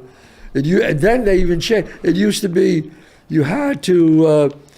They counted residuals. They still towards do, you. right? They don't do it anymore. Now they stopped doing that. So now you got to work every year and make $35,000 to You know, it's like you got to that level, and they threw more curveballs at you. You know, when I started comedy, here's the deal, Joey. Become a regular, get on a TV show, do 6 episodes. After that, you sell out, and an agent will sign you. I did 4 movies before an agent even, and I had like 6 different little agents, and those were before the commercial day, so you had to hand deliver. Yeah. They didn't know who I was with. I would do showcases and invite all my 4 agents, and I'd put them each on different sides. They didn't know. They all 4 sucked. Yeah. But between all 4 of them, I'd get something from time to time. Right. Because at least one of them, but I learned how they saw me also. What I was going out for. And there was one guy who sent me out for Latino auditions. He's fired. Because I'm not booking no Latino roles. Right. Never. Right. They'll let me read and take me to producers. But they want Chico and the Man. They don't want me. They want a guy that's tanned. And so you learn about the guys who send you out like construction people. There's some people send you out as a chef. And there's just one guy that are waiting for the mobster role. So you learn all that shit. You learn the business. And that's the opportunity you had and I had that I really learned. There was a time, Chazz, you know how I got the longest yard? Huh. They weren't going to give it to me. They were going to give it to Vincent or Saragusa. Yeah. I was in Houston. I got coked up. And I was thinking, how the fucking... Adam Sandler's a comic. That's a comedy movie. I love Vincent, but he's not a comic. Right. And neither is Saragusa. So I went to Play It Again Sports, and I bought everything a size too small. And I had Chuck Savage, a friend of mine in Houston, tape me playing football at the University of Houston. I sent it to Chris Rock, and he sent it to Adam. And I learned that, so I started doing that. That's how I booked American Gangster. And they broke up the movie, and they put Fucko in it instead of Leonardo. Right. Whatever. I had that. I sent the tape in. I used to just send tapes in. I would go on pre-production. If the movie was shooting in New York, I didn't even know the role. I would just set the tape. I'm Joe Diaz. I'm from the Upper West Side. Yeah, I mean, What the fuck you got to lose? It's better than sitting there. I always tell young kids, show up, man. Show up. That's Show the up. other thing. That if you're not Show going to up. show up, it ain't worth your while. If you don't show up, It ain't going to worth you. The Bluebird of Happiness is not going to knock on your door No. with an Adam Sandler movie. it's one of the biggest, 85% of success in life is showing up, man. That's it. You got to get up in the morning. And I was snorting coke till 6. I'm up at 7:30 Yeah. with the breakdowns. I just did, Okay? yeah. I'm up at 7:30 with the breakdowns. Fucking- yeah. This is dead. Yeah. I don't even think there's breakdowns anymore. Yeah. I would be up at 7 with the breakdowns, so my agents had the roles by the time they Right. fucking got to their Yeah. office. And then at 9:01, Yeah. everybody got a call. Yo, did you get what I sent you? Call them up, see what they Yeah. could do. And I would wait for the first idiot to call me back. If they didn't call me, then I'd call them each again. Absolutely. What happened with the call to Chazz? The casting director isn't in. Fuck you. And Yeah. I'd wait, and then I'd call the casting Yeah. director. Because I ain't waiting on you bitches. No, I'm not. No. Listen, I just did 3 shows in a row, 3 big theaters, sold out every theater. I was exhausted. I woke up this morning. My wife says, "Oh, you can rest today." I said, "No, I got to go. Joey Diaz called me to do a show." She goes, "Are you kidding? Aren't you going to rest?" I said, "No, I'm going." It's like, no, I got the opportunity to be with you, to do a great show. I'm fucking going. That's it. Show up. Show the fuck up.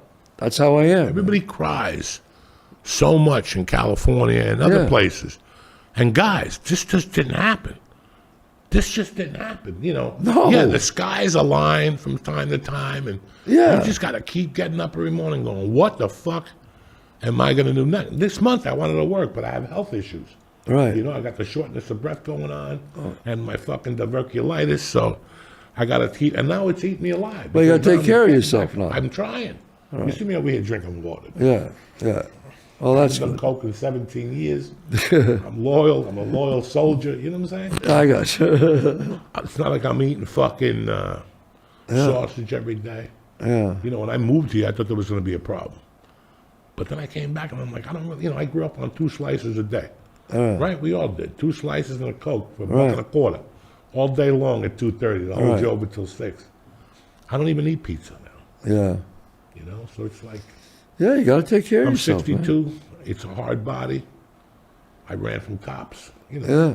I ate prison food for 9 months. Right. That's like smoking cigarettes for 10 Oh, years. yeah. Eating that Being fucking- in there for 9 months eating takes that a lot of fucking years. astronaut food. Oh, yeah, man. Yeah. So it's not like I'm a virgin here. You know, Yeah. you're going to have some issues Right. later on in life. I've been smoking dope since I'm 12.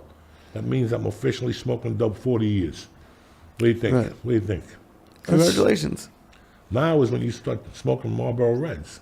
Yeah, but you got to be careful because after 50, the warranty runs out. Shit. Look, in the last 6 months, I had a yeast infection in my ear, an infection, a loose tooth.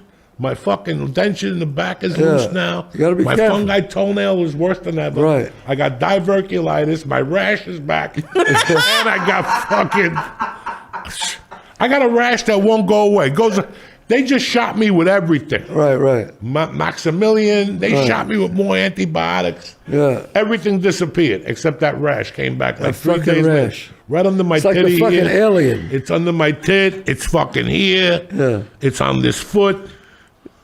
It sucks getting old, but what do you can't give up. Can't give up, man. Can't give up. Can't Today give I up. went to box. I couldn't fucking breathe. Yeah. I lasted 10 minutes today boxing. I put music on, Yeah. and I just started boxing. I started huffing and puffing. I stayed in there. I did some fucking, Yeah. whatever you call those bats, the club bats, like they did in fucking whatever. Right. And I was like, I'm good. Tomorrow, all I got to do is 15. That's And it. as long as you get a little better every fucking That's day. it. You're right, bro. That's it. You're fucking right, man. It's living like a doctor, dog. Yeah. Everybody's trying to sell this shit to you, and it's just easy. Yeah, you're Get right. up. I'm telling you, it's. Write your day out. Let these motherfuckers know what you're thinking. I fucking work at it every day, Joey. Every day I get Every up. day. And I go, what am I going to do today to make my career better? That's the way it's got to be, man. I mean, I enjoy my life. I have a great time with my family, but every day my mind's on I'm on the fucking ball with something. And that's why I've been around this long. You got to do it, man. You got to I do see it. you out a lot, man. Yeah. You do the cigar nights. You Yeah, do the cigar I have a brand. cigar line. I have a, You just- and I don't. One day I just want to lay on a beach and just write. So I say, okay, So I want to write. I have 2 restaurants. I have a cigar line. I have a wine that's doing great. You know, it's all planned, but you got to work at it. You know. No, I got no hobbies. Like I would have a cigar night, but I don't smoke cigars. I don't smoke. I smoke very rarely. Oh, I fucking hate it. And then they hit Yeah. you with the cigar breath. Yeah. Oh. That really kills you. Yeah. They But start getting close to you. I dedicated a cigar to my grandfather, who was Okay.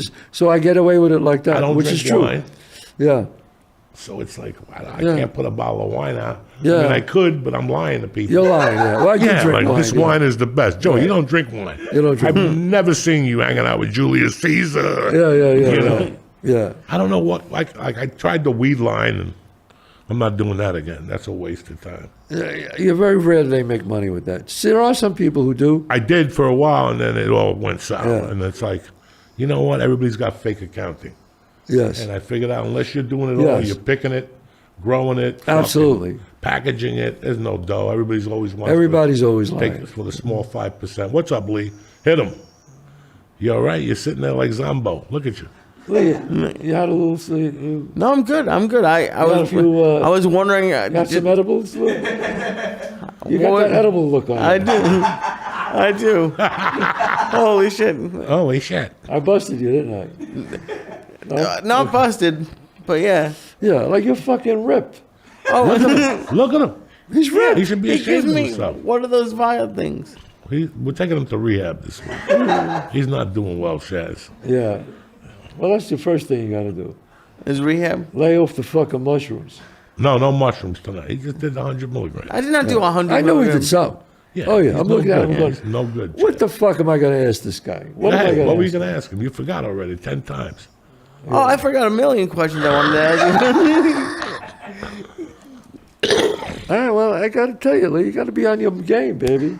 Oh no, I Otherwise, you'll be love sitting in talking to this you. chair 20 years from now. No, I've loved. I was wondering how many people have told you about their rashes while they were interviewing you. but no, I had a, We're good, babe.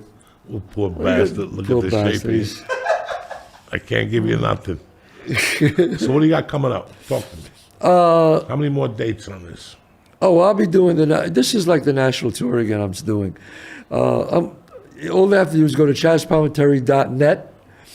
I'm going to be at Tarrytown next week, but that's sold out.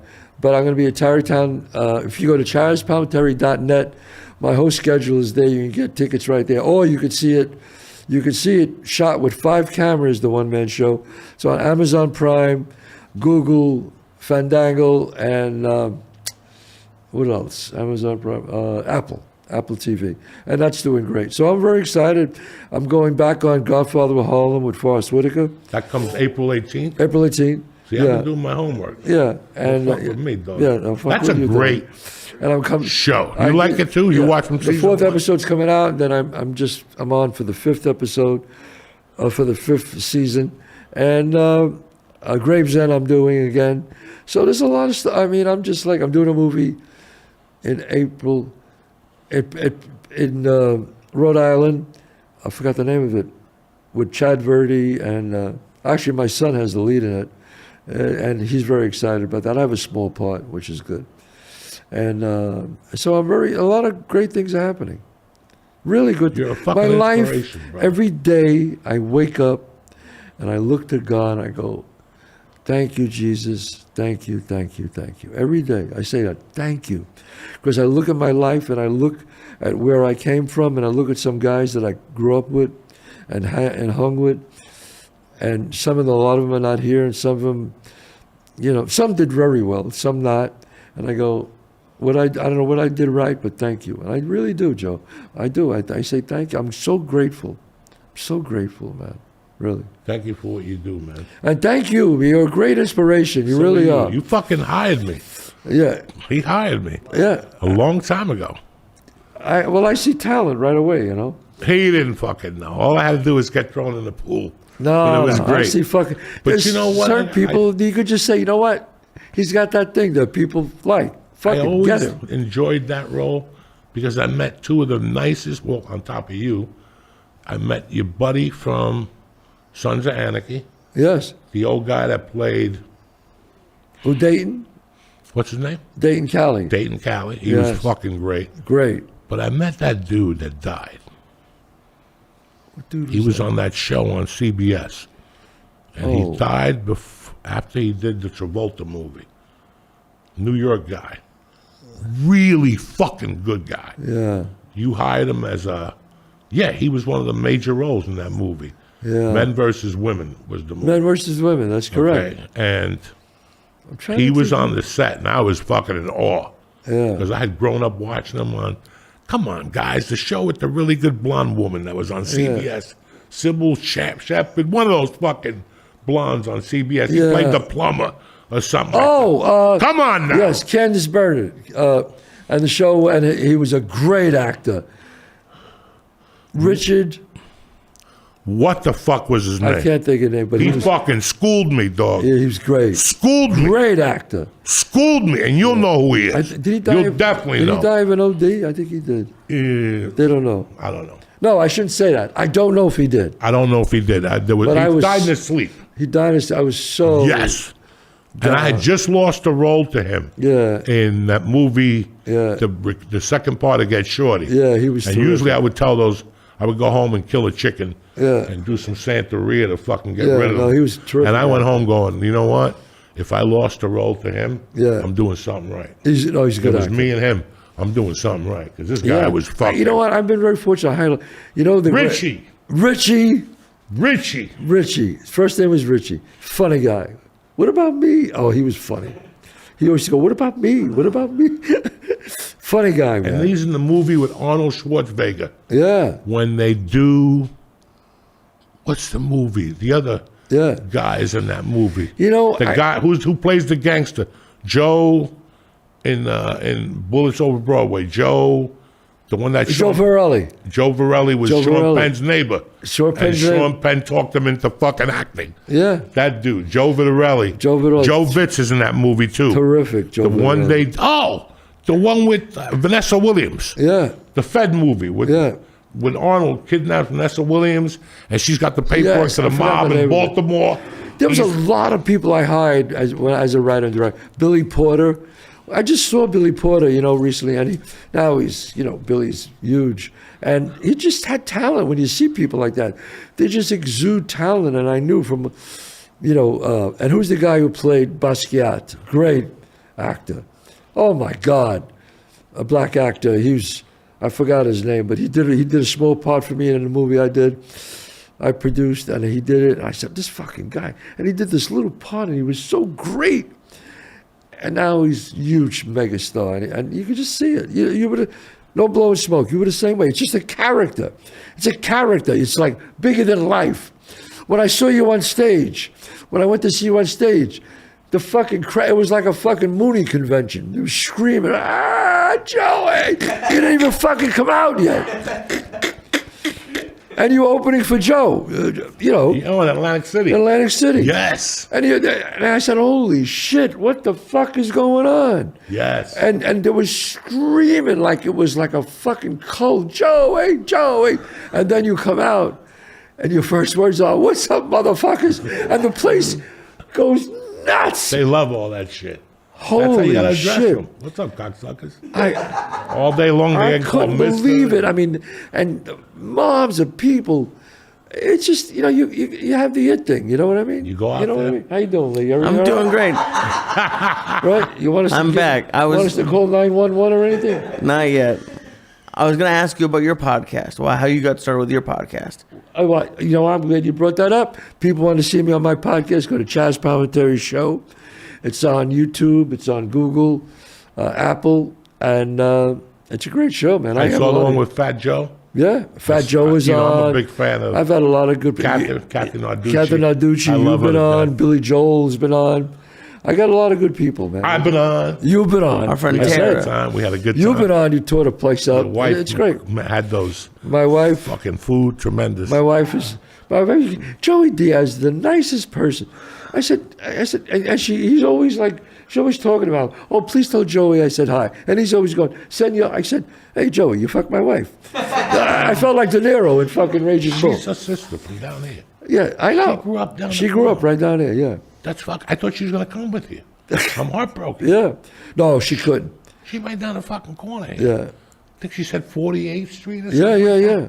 That's family. That's crazy. You know, when I see her, she's fucking beautiful. What nationality is she? What? What nationality is she? She's full Italian. First generation Italian. She came here, she couldn't speak English. How's that? All the time. Wow. Yeah. Speaks Union Italian. City ain't fucking around. What's that? Union City put out some good-looking women. Oh, yeah. My wife's a good looking His woman. grandmother, Union City, fucking beauty queen. And shit. Yeah, that's great, man. Fucking pretty girls in Jersey. Jersey girls, man. As the song says, bro. Well, really, thanks for having me, Joe. Dog, it's an honor to have you on here. And I can't wait to see you on Godfather Harlem. Thank you. I appreciate that. That's one of my favorite fucking shows. I've been waiting for 2 years. Yeah, I know. It's I fine. know that the chin is gone, Yes. but I'm sure he worked around it and everything's going to be beautiful. Everything's going to be great, I'm going bro. to tell you who's, real quick, I'm going to tell you who blows me away lately. Who? Bo Dietl. Oh, Bo's great. Bo is getting better and He better is. and better. How is his Monday night? Should I go to one of them? Yes. I just feel weird. You know, he's got a lot of heavy-duty people there. Oh, you Cops should go. and judges and I've been shit. there. It's great. Okay, because he's asked me. Joe, but Bo is great. I love Bo. I Bo love him is to fucking death. great. And let me tell you something. Bo was in fucking The Irishman with Bob De Niro and Al Pacino. He held his own, baby. He held his own, He though. fucking held his own. Without brother. the shirt, with the With watermelon. the watermelon. I mean, all come that on, shit. He was fucking, 'Cause you know Bo what? was great, man. He's smart. He plays these parts that's right in his wheelhouse. You know what I'm saying? And he's great at it, man. And I worked with him in Godfather. He's great at it. He really is. And a great guy, too. Great So you're guy. coming back Yeah. because you went away. They sent you away. Yeah, they sent me away after I did 2 seasons. Then they sent me away because my character, I got exiled. They were going to Right, kill right, me. right. That's- So I went in retirement. Then they just brought me back for season 4 and 5. You wrote the book when you were away? What book? The book he wrote, Man of Honor. No, I didn't remember right, Man of Honor. Not you, your Who? character. Oh, my character, yes. Oh, I'm sorry. I scared you. I said, what the fuck Is did I that do? when he writes the book when he goes away for those 2 years? Well, they're going to talk about it. I'm not supposed to talk Who about the it. fuck But do you think you're dealing with? Joey Bananas? fucking Joe You Bananas. think I over just there. walked out of Hudson County Park on a raft? I love you, my brother. Same God here, bless brother. you. Thank you. And support Thank you. Chazz any way Thank you you. can. Thank you. Lee, where you at this weekend? I'm at the House of Comedy in Minnesota opening up for Josh Wolf Friday and Saturday. And me, I got Dick. I'm on a sabbatical. I'm trying to get healthy. I'll let you know. I'll do some pop-up shows. Lee will definitely come, and you guys are fantastic. Thank you very much for watching the show. And it's my birthday Wednesday. Hey, happy Hey! birthday. Happy birthday. I'm officially 3 years collecting social, and I'm taking it because that means my daughter gets 3 years. Wow. Till she's 18. It's great. So whatever they give me, they give her. So That's I right. just got to stay alive now. I love you, cocksuckers. Stay black.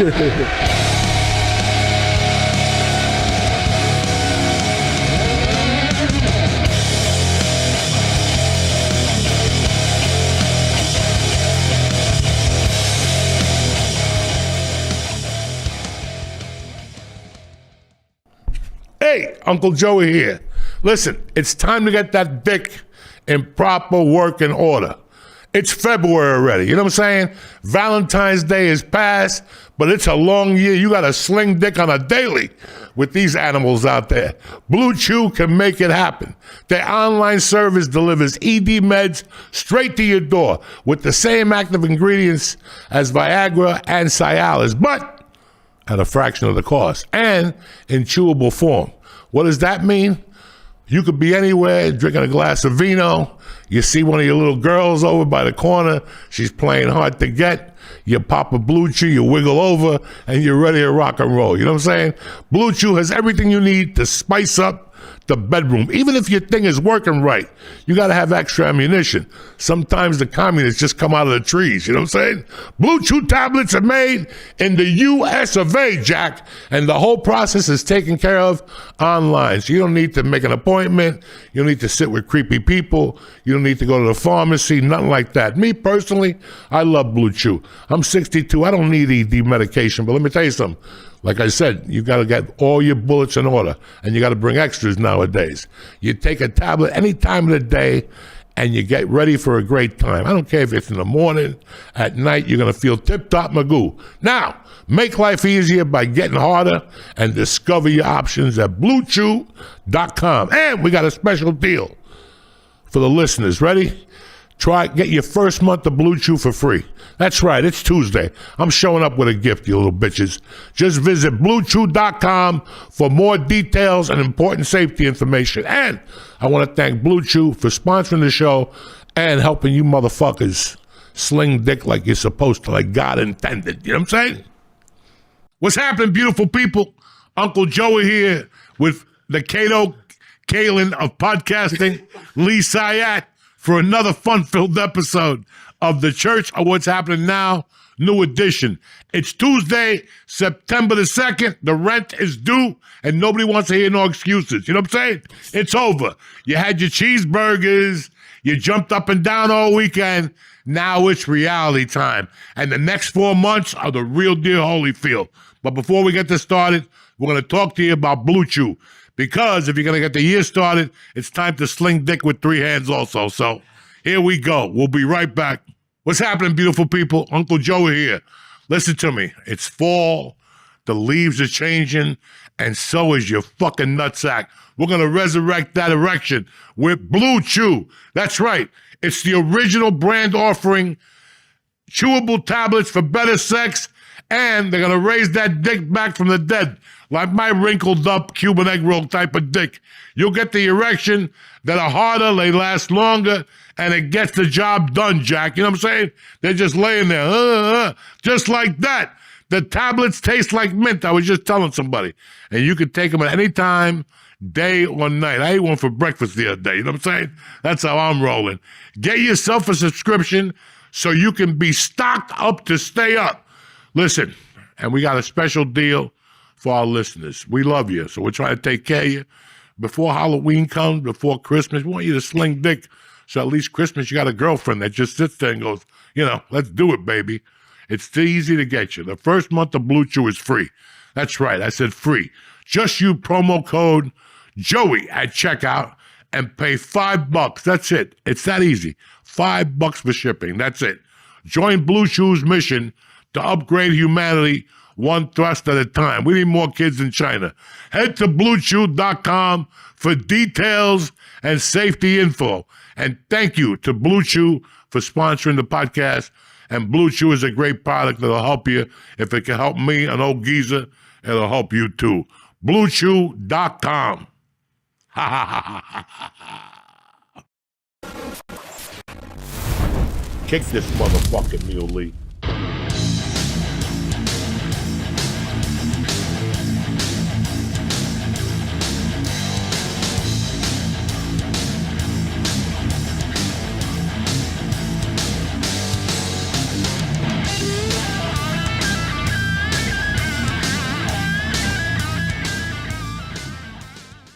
We're back, Jack.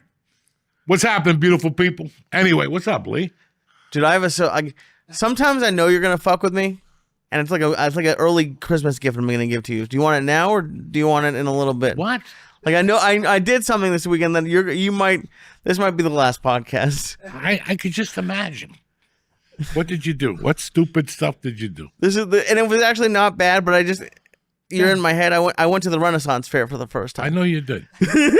Did you dress up like an idiot? No, I didn't do that. Did you get a turkey leg? I did not. I was going to, but it looked like fucking stupid. But it was. Lee, you're done. You might as well. Not for me. You could come on the podcast every Monday. Oh, thank you. You personally, you're done. It's over. You might as well just. It's over. What's done? I went for 6 hours. I will say it was pretty fun. Although you would have. I feel like the Indian. Remember when we were kids, the Indian, when they saw the litter? And he was crying. He had the little tear in his eye. It's over. What's over? I feel like that Indian. I'm surprised a tear is not going to come out of my eye right now. You would have had a good time. Yeah, dressed up with a bunch of barbarians. Oh, dude. Fucking walking around with a sword. You should have seen all the people. Grown fucking men with swords. A lot of them. And a lot of those women, though, suck dick. Huge You brought tits. your girlfriend. So what good is it? Those Bavarian women, you walk around with a sword. Hey, they suck your helmet. Oh, they had a lot. You bring your girlfriend with you, and they're dirty and stinky, too. I was mad that I never went when I was a single chubby dude who likes chubby girls. Oh. Because dude, it was... And they're all retarded. Those girls, you could talk them yeah. into anything. You could talk them into anything. Listen, we'll come to my house. We're going to take a flight to France tonight. But they're like freaky. They have like leather stuff. They like... Oh, yeah. They're fucking full bona fide freaks. Runaways. They ran away from somewhere. You know I was going to say, it didn't look like they were running a lot. The Chinese, their house, the Russians. They ran away from Oh, dude, you should have gone because it was... I wouldn't fucking go. You have to go for 5 minutes. I wouldn't fucking go to that shit. I lived in Colorado, and there was one, not in Boulder. There was one like in, not in Boulder. It was up in like Longmont, where all those animals lived back then. Now Longmont's like beautiful and shit, but 30 years ago it was like animals and people with warrants. People who wouldn't be allowed in Florida lived in Longmont. Jesus. And fucking they had that shit. And I remember I had to go pick up a car one day and I sat there going, what the fuck is, I'm from Jersey. Who comes to this shit? They're out there, yay, with swords. And they said huzzah a lot. They have the sticks and they fucking that was each cool. other. They had jousting. I did see jousting with the horses. That was the best part, is they had jousting. The rest of it, like I did archery too. I shot a bow and arrow. I did actually pretty good. Did you? Okay. Oh yeah.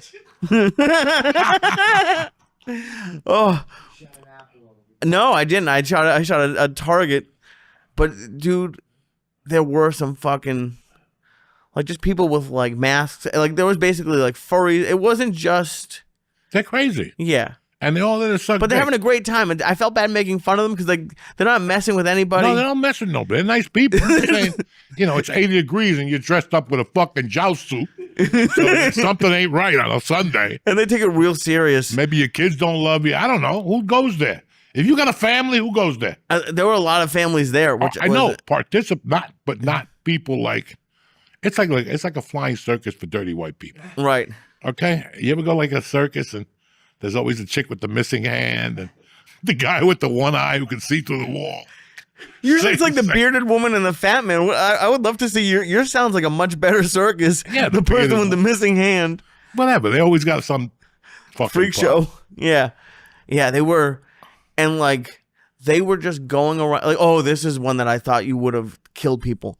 People paid to go in and do a pub crawl there. So they were just walking around in a line of like 30 people, and they took a bathroom break. We were smoking a joint, and we were just watching them, and they were taking a break, and then waiting for people to go to the bathroom. They were telling jokes, and this one old guy was there, and probably told like 6 of the dirtiest like hand job jokes around like kids and like old people, and was like bombing on the pub, but they paid money to go drink beer at this in costume. The guy was doing stand up No, he was doing like knock jokes.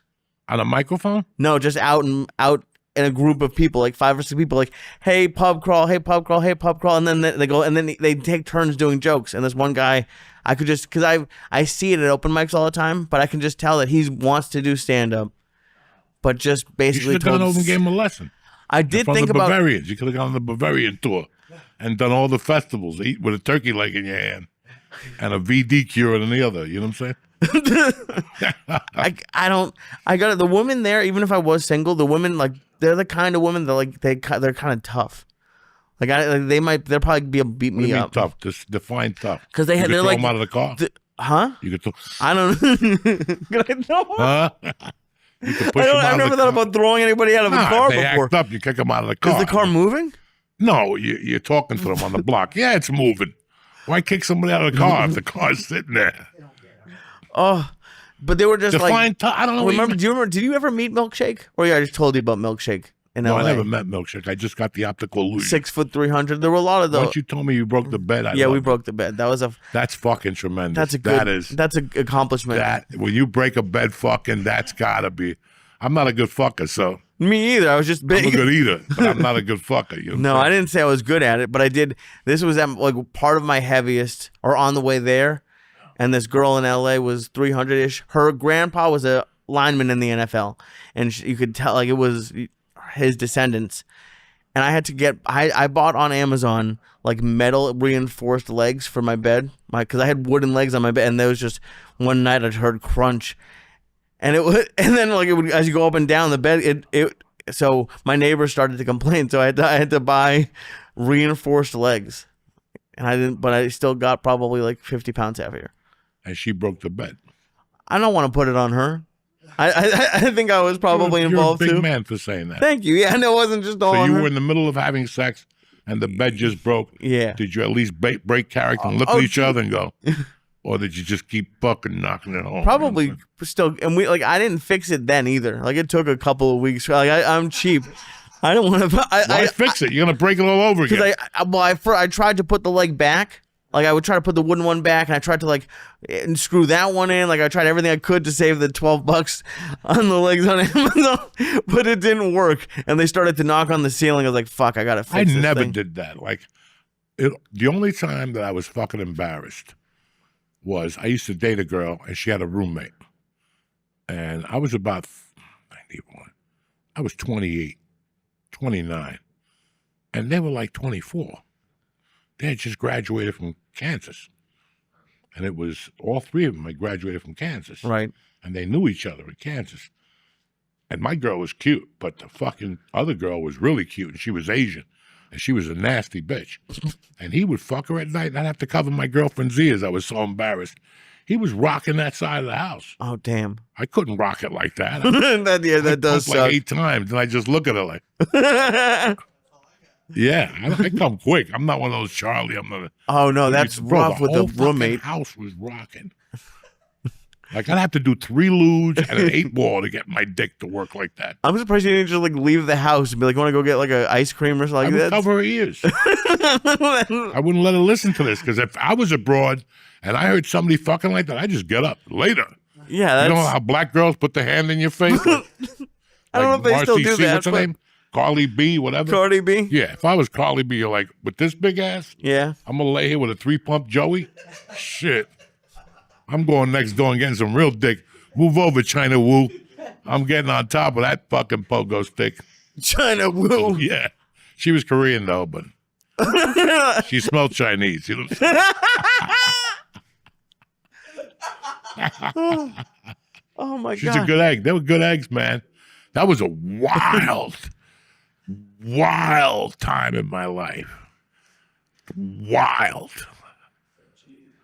Like I had gotten separated in October, and I stayed single as a fucking judge. Like I didn't even look at another woman. I was separated, I was Catholic.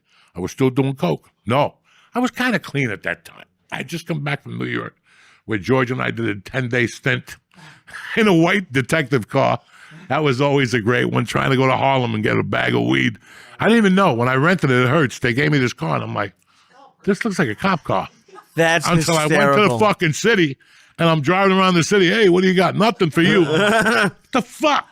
Did it have the light and everything on the front? No, it was just it was a white like an undercover cop car. one? Yeah. Oh, no. And I had to take George, please help me out. I can't buy nothing. I'm flashing $300 bills. I got gold watch. Nobody wants to help me. That's hysterical. By Yankee Stadium. I had to go to Yankee Stadium. How long did it take you to realize that it was the car? Honestly? Yeah. Like 2 days. I was so fucked up. I went hard those weeks. Because I remember I stayed out of North Bergen for like 6 nights. I was here for 10 days, probably September 10th, like the 20th. And I had tons of credit cards that I had never used. And my wife said, take a credit card and go have some fun. And I was like, fun? And I'm like, I only got like 3 cash. And I discovered cash advances. And they're like worse than a loan shark. But I didn't give a fuck. I was taking 100 out of there a day, buying coke in the daytime, and then taking another 100 at night, charging meals. I got back, I lasted about a month, and that's when she said she wanted to get separated. I didn't do shit for 2 months. December 18th was when she told me I'm dating. I go, you dating, motherfucker?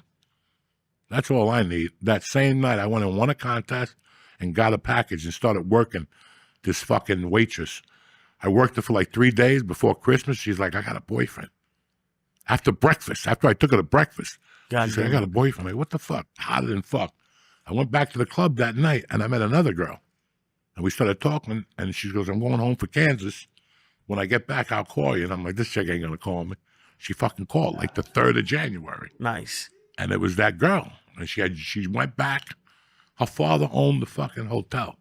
Oh. He owned 4 of them.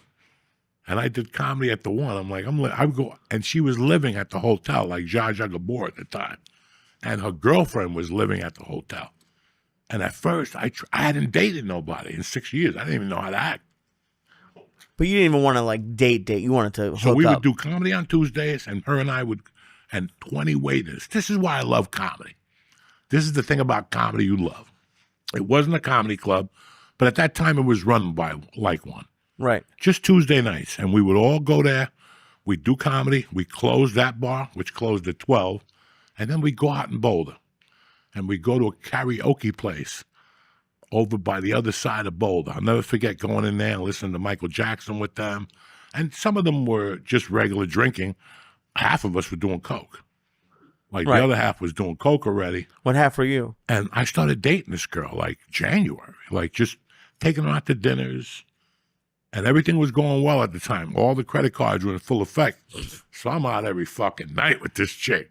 Her family owned the Broker Inn in Boulder, but they had 4 different banks, 4 different restaurants. One of the restaurants, guys, was one of the finest ideas I ever went to in my life. It was called the Broker Woman's Bank. I don't think you can look it up. I think they sold it like 30 years ago.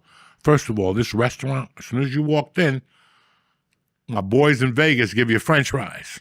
Ooh, yeah. Right? SDK. STK, whatever, the steakhouse. Yeah. They give you French fries. Chinese people give you the noodles to dip. Great. This place gave you a big bowl of peel and eat shrimp. What? Listen, For free? when now I don't want it. Like now, I know I'm gonna shit blood and get Katrina germs, but 30 years ago, when you're dating a chick and you're trying to impress them, they show up with a fucking shrimp bowl. So any of the 4 restaurants you went to, as soon as you got there, what are you drinking? Whiskey tonic, whatever, soda. Boom! They come right back with bread and a fucking bowl of shrimp. I've never even seen that with before. Fucking floating Cocktail sauce? cocktail sauce. It was nice setup. All the restaurants were cool. Let me talk to you about the Woman's Bank. The Woman's Bank was a bank. So you ate in the fucking rooms where you take the money out in the vaults. Oh, shit. Dog, talk to me. That's so badass. it was a curtain. This is 1991 at 92. Let's take it down. And there was already had curtains. So the guy would knock. Oh, I'm bringing in the steaks. Okay, open. And then he'd leave, and you could get back to fucking and sucking and snorting. We were snorting there for dessert, though. No, you wouldn't. Yes, I would. I went there till about 1995 Why'd you stop because going? I fell in love with that restaurant. The concept of going to a restaurant, eating a steak, guy closes the curtain, you take a gram of blowout, and you do 3 fucking for desserts, and an espresso and a Heineken, and you're hot to trot. You're in fucking, it wasn't downtown Denver. It was like, because he had them all over. He had like downtown, South Denver. This fucking was brilliant. This was brilliant. And the restaurant in Boulder was known for, there was a place up the corner, and you can look this fucking thing up, and George is my witness. There was a place called, it was on Arapahoe Boulevard, and it was called, what was it? Friday, FAC. It was called the Friday Afternoon Club. And it was a hotel, because every single person, this is the fucking 80s. And Still there, huh? what's the name of it? Still there. The Boulder Broker Yeah, it's in Boulder. Yeah. But they sold it 18 times. And they were, 70 years restaurant. No, he's talking about the Friday afternoon club. no, the Friday Afternoon Club is lit. But Broker's still there, because I reached out to them. They reached out to me, the waitstaff. And they're like, hey, we're young. We go to college. Would you ever consider doing a show here? And I'm like, fuck yeah. Oh, that'd be great. And they reached out and goes, the fucking, they kiboshed it. Old banking from 1910 bank. They kiboshed it because I threw the fucking manager against the bookshelf. when? In In that's the how I got 90s? fired from that job. And they won't. Are you serious? Well, you know, Is he still there? I don't think so. Dog, we ran, you understand, that was my open mic days. That was the very beginning of open mic. And I didn't know how to act. I won the contest December 18th. And January 3rd, they made me the house MC. And every Tuesday, I would be there for 18 months. And I'll never forget, like, after I was there 8 months, if you guys know anything about me, after I was there for 18 months, I basically did what I want. They had an all-you-could-eat lunch, and I would just go to every day. The soups were the best in the country, Right. but they had homemade Rice Krispie treats. I would eat the whole tray. The lady would come out and go, Joey, I made your fresh batch. That's how I was juiced in there. I could, even after her and I broke up, I go to that hotel at night and go, I need a room. And Take the room around the back. You know what room it is. Clean up the sheet and leave a 50 for the wait staff, for the thing. I can go back there and snort coke. Nobody would know. By myself. I had that fucking place wired. I knew the chefs. I knew the wait staff. I knew the whole time. 8 months. So think of the last 8 months. I was just doing. I still remember New Year's Eve. There was a band, and I talked them into paying me like $300. Like I was a big shot. $300 on New Year's Eve after doing comedy 2 years, and I talked them into. They paid me $300 to bomb. I still remember people were trying to get on the elevator. Me and my buddies were on the 4th floor with the alarm on, snorting coke, and people were banging on the elevator for 30 minutes. We came down to the 1st floor, and everybody was there. The fire department, and we come out with powder all over our face. It was insane what we were doing there. So the last 3 months, they really wanted me out. They just were looking for an excuse.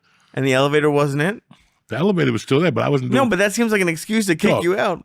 I did the craziest things in there. I was swapping spit with a chick one night, fucked up by the ice cube machine, and something made me look at the ice cube machine, and I popped my head up, and I took an ice cube, and I just opened her pants and put the ice cube in her pussy, and then took it out and popped it in my mouth and started swapping spit with her. That chick almost fainted, you know what I'm saying?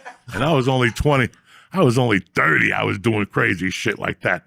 That woman almost fainted. She's like, I never did something like that before. I did some crazy stuff in that hotel. And forgive me, because was this the hotel that your ex-girlfriend lived at too? At the time, all right, she lived in there from December, January, and then February, and maybe March. Then she found an apartment. And when did you guys break up? We didn't. I kept dating her in that apartment. Okay. This is going to take you deep. So this is 92, and she's living upstairs with the Korean girl, and they're living in this apartment. And I'm dating the brunette, and look, this is a crazy story. And the other kid's dating the Korean girl. And we're double dating. They're coming to my comedy shows. And I'm falling in love with this girl. I was after my divorce. She was the only sanity I had. I was just getting yelled at every time I talked to my ex-wife. This girl, and she didn't know I did drugs, guys. And when I got too gacked up, I would just cancel on her. If I went out while she was waitressing, because her father made a waitress. Wow. Like she was no manager. Her father made a waitress. So I would go out while she was waitressing to do comedy and other things. If I got too fucked up, she'd, whatever, call me at home, and I'd tell her I'm too tired. I'd be fucked up with a chick in the house, but I knew she was a drink, so she wouldn't come over. Like I lived in Arvada then, 40 minutes away from Boulder. I was living with my cousin George Coelho. All right, you guys never met. His name is Al Coelho. I grew up with him as a kid. He had a bad pill problem. I would sit in the living room. I just love. I would sit. I'm sorry. This poor guy. Let you live with him. I would sit in the living room in the daytime, at night, watching Goodfellas or something, and he'd wait for his wife to go to sleep, and then he'd look for the pills he'd hide, and he'd forget where he put them, and I'd move them around. I needed somebody else to torture. Once I didn't see George anymore, and he would come down the stairs. Nick, he would come down the stairs fucked up, and he would wait for his wife to fall asleep, and he'd come down the stairs, and his wife put little vases, like little candle things, but the candles would run out, and he would hide the pills in them, and he would come down every step and go, he had like 9 steps. Why was he hiding the pills? Because his wife was a pillhead. Oh. So they were hiding pills from each other. No. You cannot believe this shit what I got into. So my only sanity was this girl until I could finally fucking own an apartment or something. I was divorced. My wife took my fucking silverware and everything. So I think, no, I'm lying to you guys. I wasn't living with Al yet. I was still in my apartment with nothing. A TV on a milk crate, and I sat on a milk crate. And there was a VCR. And I had a bed with no Box spring. no box spring. It was just a mattress thrown on the floor with a sheet that I never washed. Oh, And a sheet on top of me and a pillow that I just flipped over every other month. Come on, dog. I'm 30. I'm single.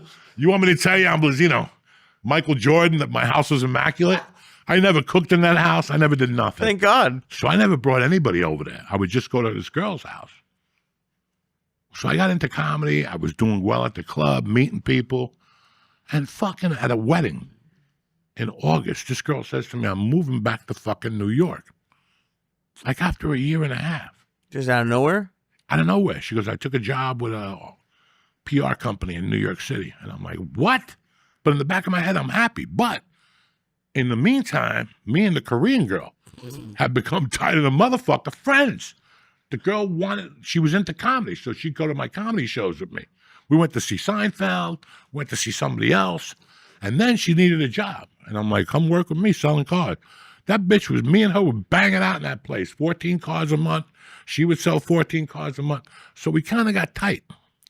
So this nice girl at this wedding tells me she's leaving like September 8th of 92. She's moving to New York. And I'm like, what the fuck am I going to do without her? But you ain't going to believe this. China Wu's boyfriend, he decides he wants to go into master's to get his master's degree, but at Washington State. And China Wu told him, I ain't going to Washington State. I don't like fucking Seattle. So I'm like, Dun dun dun dun. dun, dun, dun, dun. Joey's And here. dog, they both left in September to go back to their prospective things. And her and I stayed tight friends, like friends. And then like 2 months later, I went to do comedy with her one night. And she was Korean. When she drank, she lost her fucking mind. And to top it off, she was a fucking 12. And one night in the car, she goes, rip off my shirt. I'm like, dog, she's like, rip off every sheet of clothes on me and fuck me. And I did it. And then I go, how are you going to go into the club with me? She goes, I won't. I'm going to wait. And she put my winter jacket on and just took a nap in the Acura. And I came back out, though. It was crazy. And when I brought her home, her gay brother was living with her. And I didn't know that the brother was coming from Kansas. I'll never forget walking up with her, and her shirt was ripped. Beautiful, brand new shirt. And he looked at it, he goes, you're up to that again, aren't you? And I'm like, woo! I thought this chick was crazy, and she had the white boy confused. But she knew I was crazy, so she took me into the deep waters of the underworld. And then she's like, I want to do this cocaine shit with you. And that was, I don't have to tell you what happened after that, dog. We went on like a 3-month tear. Dog, she would pick up. It would be me and her, and we'd pick up my daughter. Like, I wouldn't bring her to see my wife. Like, that's how much I was in. The white girl was done. I didn't want to see it. I only talked to her out of like, I don't even know why I'm talking to you. You're in New York, why are you still here? Right. Because I got the Korean girl, and we're doing shit that you never even dreamed of doing. The Korean girl was crazy, and she just moved into my house. It was fucking insane. With Al or your old house? Now I was living with a roommate of mine, Manny, and she was always there at night. She would just come over and put a shirt on and walk around naked. I'm like, oh my God. And I'm 30, I'm 29. How long after the divorce? A year, and nobody knew. I kept it on the hush-hush. But to have a hot girlfriend is like, you're like, Oh my God. God is And answering my then prayers. she comes to me in December and says, I got bad news. Oh no. I go, tell me you're pregnant because I'll marry you right now. I don't give a fuck. I need a baby mama like you to keep me on my toes. She goes, no, I got a job in Korea translating for $20,000 a month. That's a pretty good job. Bro, I was fucking heartbroken. Yeah. Heartbroken. And in the meantime, I'm calling him for support, and he's never home. Where's George? We don't know. Fuck is George? Call tonight. I'm calling him for 4 or 5 weeks. He's never fucking home. And I left him, Grandma, tell him to call me. Okay. He And never called finally, you like, back? I called him, and his mother goes, he's fucking nuts. Come back here. Help me out with this savage. And the rest was history. Then I came back here, and I hooked up with the white girl in the city. She knows nothing. We're in love, like nothing happened. And I'm having a great time because she lives in the West Village on 15th Street in a prime little apartment. Her and a girlfriend rent an apartment, $1,500 a month. I had a banger in the kitchen and a little floor on my knees. It was just little. I remember when I was banging and a mouse went by. I'm like, oh my God, this is my type of party. Another night, do I got a story for you. I go over there.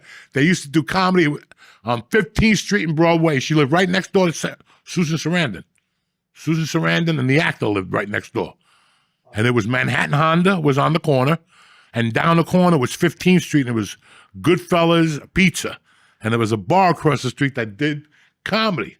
So I would go to her house, eat pizza, and then we'd go do comedy. It was buck wild.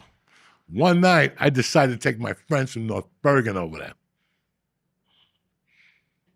You know the one. God damn it. The one that make you feel all right. You know what I'm saying? I take him over there. That dude. I take him over there. He's gacked, drinking Heinekens. I'm like, look at my boy and shit. And next thing you know, he's making out with a girl.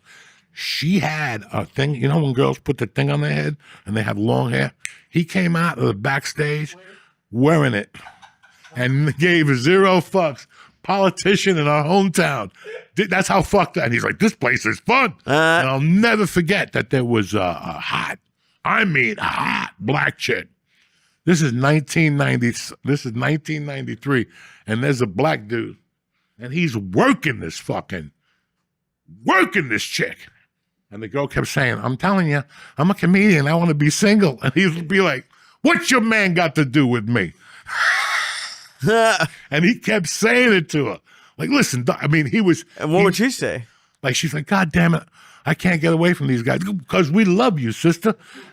What's your man got to do with me? And then she finally said, I got a man. I'm engaged. What's your man got to do with me? And he kept saying that to her. Crazy thing to say. And I think he got her to go get pizza with him and shit. But that was the best night. I just remembered that. But in this whole scheme of things, this girl's in Korea. Oh, Jesus Christ. And now I'm in love with the white girl. I'm living in Cliffside. I'm taking the bus over there. I'll never forget I was broke. That's why I robbed the chick with the barbecue, because I was going over there to take her out. So everything was getting along. I would go over there once a week, take her to get pizza. We'd do comedy. Maybe 2 nights a week I'd give her a stabbing because she had a roommate and I didn't have a place to take her. Do you know I get a call one day? Things are going great. I'm driving a limo. I'm doing spots in the city. At least I got a little income, guys. I'm snorting coke. I'm having the time of my life. I get a call from the Korean girl. Oh, I just want to let you know, I'll be in New York on Tuesday. And I'm staying with Julie. And I'm like, oh, shit. And in my coked out 30-year-old mind, I'm thinking, threesome in this motherfucker. Okay. So And Julie's the white girl. Julie's the white girl. Okay. The other girl's the Korean girl. So I called my friend Stinky, because he's good looking. And I go, you're coming with me to the city. And Stinky was one of those dudes that he was so good looking at the time. He didn't get, he didn't even pay attention. I'll never forget. The Korean girl goes, I go, what do you girls want to do? And the Korean girl, we're driving. Stinky's driving. Well, on Broadway, me and him just picked up like 2 8-balls. They don't know it. The girls don't know it. We picked up the coke first, then we picked them up. And we're driving, and the girl goes, I go, what do you girls want to do? And the one Asian girl goes, how about we buy a beer with a brown bag and stand on the corner?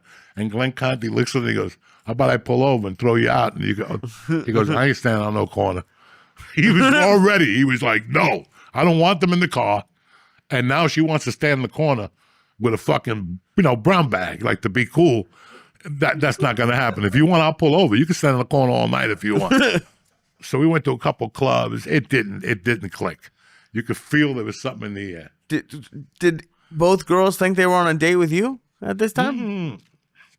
I was with the white girl. Okay. And I brought Glenn to talk to the Chinese girl, the Korean girl. So the night ends great. We drop them off. I make plans with the white girl to come into the city. I meet her at CBS building. She worked right by CBS with a fountain, whatever. Because one time I brought her roses and the alarm system went off. I went through the back door and the alarm system went off. I had to run down the stairs. Dog, please. We do this thing. I hook up with the white girl. We go out for a date. I go, where's the Korean? She goes, she's with her somewhere in Brooklyn with her family. She's leaving Sunday. I'm like, all right. So now I'm trying to get a hold of the Korean to see if I could dig into that again. And I get a hold of the Korean, but dog, she ain't budging. I'm like, why don't you come over? I'll take you to Rudy's, whatever. Okay. I go over, I take the girl out, and I'm trying to work this Asian chick. Sunday night, I call the white chick, and I go, did the Korean leave? And she goes, yeah. She went back to Korea. Or she's going to Kansas to see her family, and she's going to Korea. She was adopted. Monday, I'm driving a limo. I just drop a motherfucker off, and I'm on 9W picking up the reels, the 5:30 news. You would pick it up in Edgewater, not Edgewater, Fort Lee. You would pick up, they would pay me $35. You pick up the evening news and you bring it to CBS or NBC or whoever. And I'll never forget, I go to make the left turn and the white girl calls me crying. And she's like, you motherfucker, I can't believe what you did to me. You've been cheating with her. And I go, who the fuck told you that? She goes, she just called me and ratted you out and herself out. She goes, I'm never going to talk to her again. I'm not going to talk to you again. And hung up on me. Then a week later, I brought her flowers. That's when the alarm system. I never won her back. End of story. I go back to Boulder. I'm doing comedy. 18 months, I don't hear from nobody. I'm doing comedy. I meet a stripper in Michigan. She tells me she wants to go to Seattle. She comes to meet me first, whatever. We hook up. She goes to Seattle, gets an apartment. I follow her. I'm there 8 months, bro. I'm in the fucking U district. Do you guys see where this is going? Oh, no. I'm in the fucking U district. And it's 1996. And I just hooked up with my weed girl from Boulder from 1985 at a supermarket. She was 70 and he was 30. Damn. But she had so much money, he just kept fucking her and fell in love. She smells, she was old. I go to her house to buy weed because I'm going to that movie theater. I'm right in the U district. The U district is the fucking university district where Bruce Lee had a karate, kung fu school and everything. I crossed the fucking thing. And as I crossed to go get whatever, who's pumping gas in his car? Paul, the Korean girl's fiance.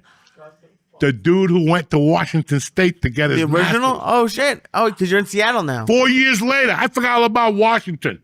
I'm looking. He's looking at me, bro. And as I walk up to him, I put my hand down, and dog, this is 2 years later. This kid started crying. He goes, you don't understand how much I loved her. I can't believe you fucked her. I loved her.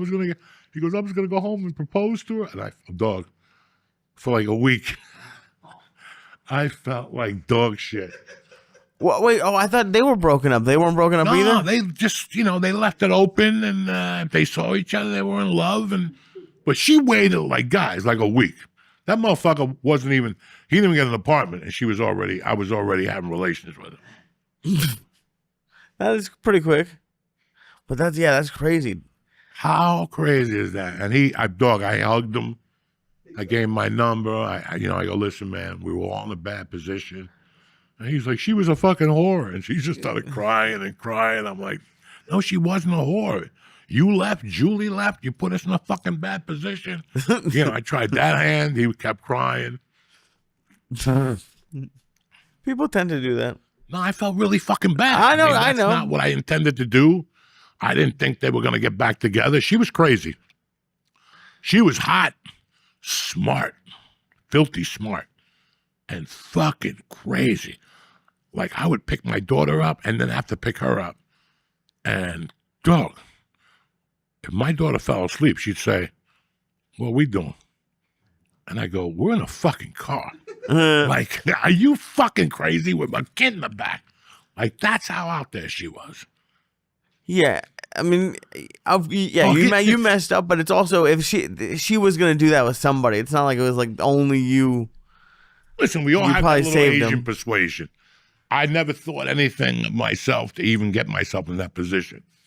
But between the drugs and the fucking missing the white girl and all that shit, that's what happens. I'm not copping. I'm not, I was wrong. Dude, But going through a breakup is tough. looking at it now, yeah, I fucked up big time. Yeah. And I can't find that girl today. Which one? The Korean one reached out to me in 2000. Here's the funny thing. You ready, ladies and gentlemen? The Korean reached out to me when The Longest Yard came out on Latino.com, LatinoComedians.com. There was a private messaging. Yeah, it was Gabriel Iglesias and the kid Jimmy from El Paso's website. And she left me a message going, ready? How you doing? Congratulations. I always knew this is what you wanted. Please don't email me back. Nothing disgusting. Because, we were crazy. When we spoke, it was crazy shit. And she goes, I share this email with my husband. She goes, I married a Cuban guy and I live in North Bergen, New Jersey. And my kids go to Robert Fulton. And I've always wanted to ask Rago's ex-wife, what happened to them? This is 2005. It's 20 years ago. The girls are gone. The girls got to be in college. They just graduated college. And you never responded like nicely, like I could not respond because she emailed me through a website, Right. which didn't really give me her email. got it. She thought I had her email. And every time I come back, I was like, maybe I go to Robert Fulton and find out where she's at to say hello to her kids. She married a Cuban dude. And the lives in kids are North Cuban and Bergen. Korean. That's wild. She has a Yeah, type. they're probably your age, Nick. 91. So, nah. Because this is 2005. So, yeah, Reverend Robert Fulton. That's crazy, guys. So let me tell you about my fucking weekend, just so you motherfuckers know. I love you guys, and I love people. But there's a line in Goodfellas that I heard when I first went to see that movie, and my head blew up, because that's exactly who I am. And since then, so it's 1991, and I was always like that before that. And the line was, we always hung out, but there was never no outsiders. Never no outsiders. People do what the fuck they want to do. When I was 20, I'd tell you to send your cousin home and you go home with him. I was one of those guys. There's somebody in North Bergen I love dearly, but I could not hang out with him because he always brought his younger cousin. What we were involved in, I didn't want that kid to see. You know what I'm saying? Like, if the cops come, he's going to talk. Okay? I would say it like differently, like I wanted to protect the kid, but I knew they're from a different generation. We're 18, living like gangsters, and he would bring the 16-year-old kid, and the kid, and he doesn't do coke, and then the kid behind his back, come on, give me a bump. Don't bring him around no more, okay? There was a fucking reason. So then all this comedy shit happens, and you have to do things. And last fucking November, I started trying to just get out of my house. I just want to get out of the house, man. I just want to be a normal person and be able to go to a bar or a restaurant and people don't come up to you and fucking, what size is Joe Rogan's foot? I don't fucking know, So by January, I knew it was a waste of time. People have no manners. They don't give a fuck if you're on mushrooms. They don't give a fuck if they're on coke. They'll continue to give you an ear beating. So I said, I'm just going to smoke pot and go to my original plan. And from time to time, I do my thing. I play bocce. I go to the gym. I go to jiu-jitsu. And I'm pretty fucking cool in those places. So it's fucking Labor Day, right? What is it this weekend? I get invited to a couple barbecues. I know the people on Saturday. I go to their house. Cool as shit. Great barbecue. Kids. My daughter's in the pool. Blah, blah, blah. They had, oh my God. They had a caterer from Staten Island. The fucking sausage and peppers were out of this fucking world. The dog out of this world. Anyway, Sunday I get invited to another barbecue. And I love the guy. I just went to dinner with him last week. And he goes, I go, who's going to be there? This guy, that guy, this guy. I know these people. And he goes, a couple of my friends. I go, all right. You know what? At least as I have cover, I'll be okay. And the party was great. I had a great time, guys. The food was great. Pizza was shitty. The food was great. So shitty. You know, the company was great. I saw people I hadn't seen before. The kids got huge. Like, these are the kids that she first played softball with. So it's about 8 o'clock last night. I made some brownies this weekend that was so fucking good.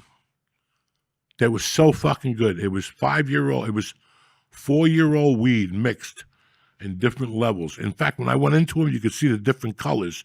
It was like going into the earth. Clay, cement, Indian ink. You know, it was all that Like shit. like the stuff when you put nugs in a Yeah. jar and then you take it out. Yeah. I'm excited to do something with that. I was pissed because there was a couple nugs. I'm like, God damn it. I'm not going to take these nugs now. Forget it. But I had 2 joints left, and I gave them to a friend of mine. I gave one to a friend of mine, and she called me back. She goes, that is the best. This joint had to be 2 or 3 years old. And she's like, that's the best joint I ever smoked. I couldn't stop giggling. Me and my girls laughed for 2 hours. I go, I got one more left. You want? And she called back. She goes, you ever get more? I go, that's the last one. But I remember I had that 10. So my wife had that, not the fucking Betty Crocker one, but the other one, the Guadalajara. What is it? No, not I just said, not Giardelli. And I go, buy some walnuts. Ooh. You know me, I don't give a fuck. You're allergic. You're going to go down any way you put it. I'm either going to get you with one or with the other, you know, so it don't matter. So, I don't give a fuck if you're allergic. yeah, I don't give a fuck. I'm not going to listen to that nonsense. If you're allergic, deal with it, okay? Well, you're not eating my brownies. Yeah, at least you're going to be scratching and your throat's going to be swollen, but you're going to be high as a motherfucker, right? So, my wife mixed up the batter. We throw the walnuts in, whatever the fuck they are, almonds, I don't even know. And I get up there and I get a frying pan. I spray it down with the olive oil spray. I keep it down to a small thing, and I just start throwing weed in there. Fwah, fwah, and a little butter. Fwah, fwah. And it's slow, and all of a sudden I see it start, and I start hitting that motherfucker, and right from there I'm tipping it right into the batter, and she's over there stirring it, and I'm throwing more on. Fwah, like an Italian pizza maker when he throws the fwah, fwah. He throws the powder on it, and I'm cooking this motherfucker. Butter, olive oil, flames are coming everywhere. I'm like fucking the Cuban chef, right? And all of a sudden, I looked at the tub. I took the top hand off just to make sure. I don't like shit like that. I don't like freezer burn.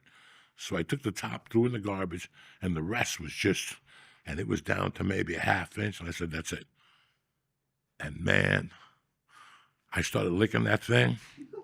Ooh, before those brownies came out, I was already humming.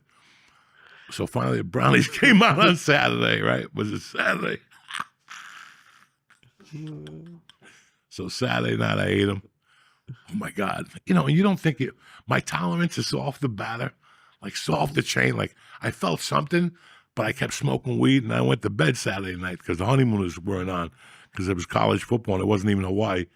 And I got up at 2 a.m. to pee. Oh, fuck. I was fucked up it was completely different than I've ever felt. Oh, Jesus. It was like deep. My arm was numb and shit. The first time I woke up, the room was cold, and I actually broke down. I had to get a hooded sweatshirt and put it on and grab the cap and put them on me. And I'm like, how high am I? And I looked at my wife. She was fine. I'm like, what the fuck is wrong with me? That's how high I was. My body was shaking, dog. Oh my God. And you have no idea how many milligrams at all or anything because you just.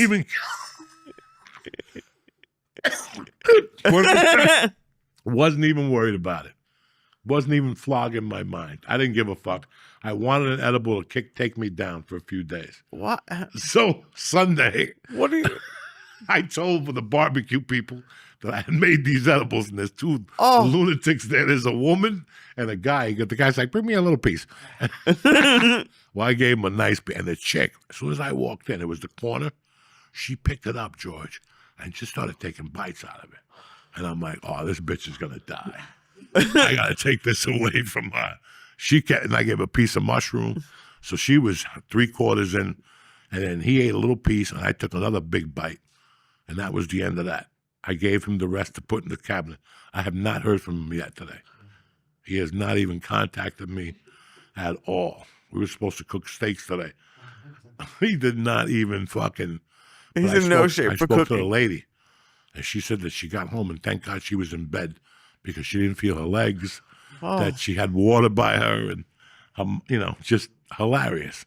But it was her, another mom, the coach's wife, and another mom. And we're sitting there talking about, when do you get in trouble? When you get in trouble as a kid when you come home at 3 and your parents aren't home till 5, and you start searching through shit, and you find like stupid shit that belongs to your parents. You find like your mom's vibrator, but you don't know what it is. You think it's her back massager or whatever. So, that's the first thing you find. And 5 out of 10 motherfuckers sniff it. They don't even know. You start using it as a vibe. They put that little mom's vibrator in their nose and give it a whiff. See, you're older. For us, it was the period bag, the thing that hung behind the douche bag, and they put the nozzle in their pussy and they squoze the hot bottle. It was really a hot water bottle with a contraption to wash your monkey. Oh. Any woman, any house I went to as a kid, Right. I always sniffed it if they was hanging there. Oh, I didn't care if it was your grandmother, your mother, your sister. You knew what? Like you knew. Oh yeah, after I found out that everybody had one and women stuck it up their pussy, I wanted to sniff. I would sniff your bras first. Like if you ever go to a woman's house and she hangs her bras behind the bathroom door. Why are you going into these places? Because I want to see if they. You're just creeping around their house. Like usually, like to put the bras like in their personal bathrooms. It's like my godmother, my friend, my mom's even friend. weird. I go over there and I gotta pee it. And I run right to the bathroom to see if the lady left the bra. I'd be sniffing the bra snap. And I wouldn't jerk off her. I was too young. I would get like a little dizzy and all excited.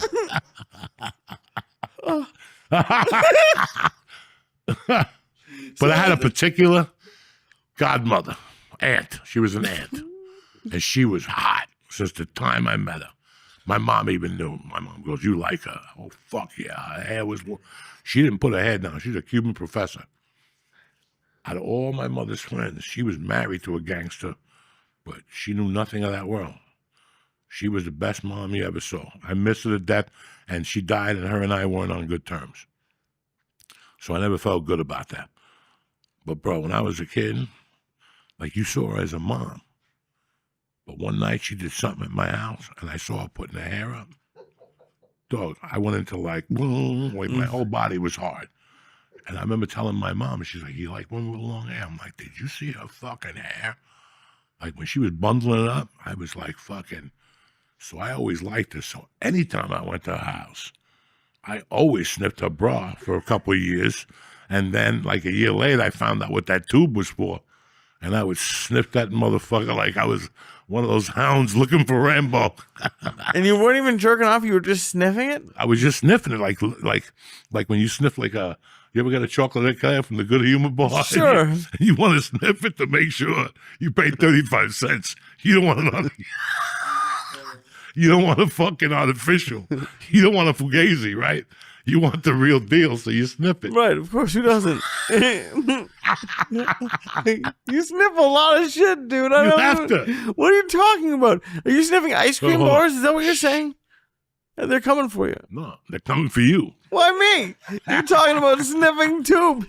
Dude, the worst word you used was nozzle. For what? You called it a nozzle that you were sniffing.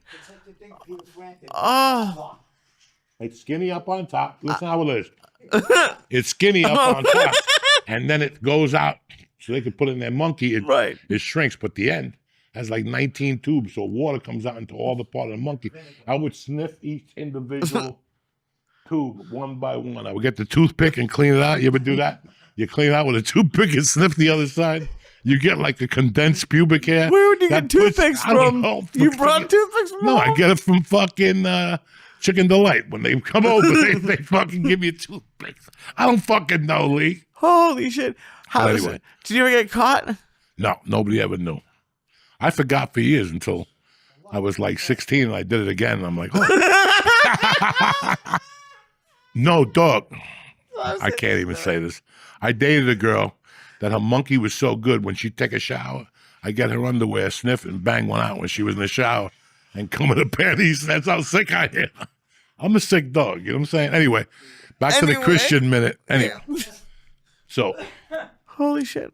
Guys, and I try to, guys, and I try to tell you, I'm a good egg dog, and I try a lot of fucking things. But sometimes you get high and you get comfortable, and then something happens, and you're like, you know what, man? This is why I don't go out. So last night I'm talking to these moms, and we're talking about 3 to 5. What happens to kids from 3 to 5? They snoop, how we all snooped. And I look at this guy at the table, and he's got his phone looking at me. And the mom that I'm sitting next to is a teacher. And she's cool, but she's skinny but tough. And that mom is not the mom you want to mingle with. Okay? Why not? Because she's crazy. And she'll tell you, and she's beautiful, but she'll tell you where to go. I've seen her do it. So I'm looking at this dude, and finally the mom goes, "Hey, what are you doing?" And I go, "Are you taping me?" And he goes, "Jesus. Oh, Jesus." He's hammered, the guy.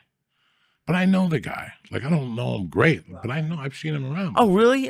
It was Yeah. oh, Jesus. And and this lady went off. This lady's like, "I'm a teacher. We were over here talking about kids. What the fuck are you taping me for?" And then this lady's like, "You better fucking delete that motherfucker." It went like that. It got like that at fucking 8:30 at night. I'm on fucking, I love that the women were like angrier than they you. fucking made him erase it. The guy's like, "Okay." And then the guy took him like 3 minutes to get up. He got up, he went, and he was so embarrassed. He packed his kids, and he went out first.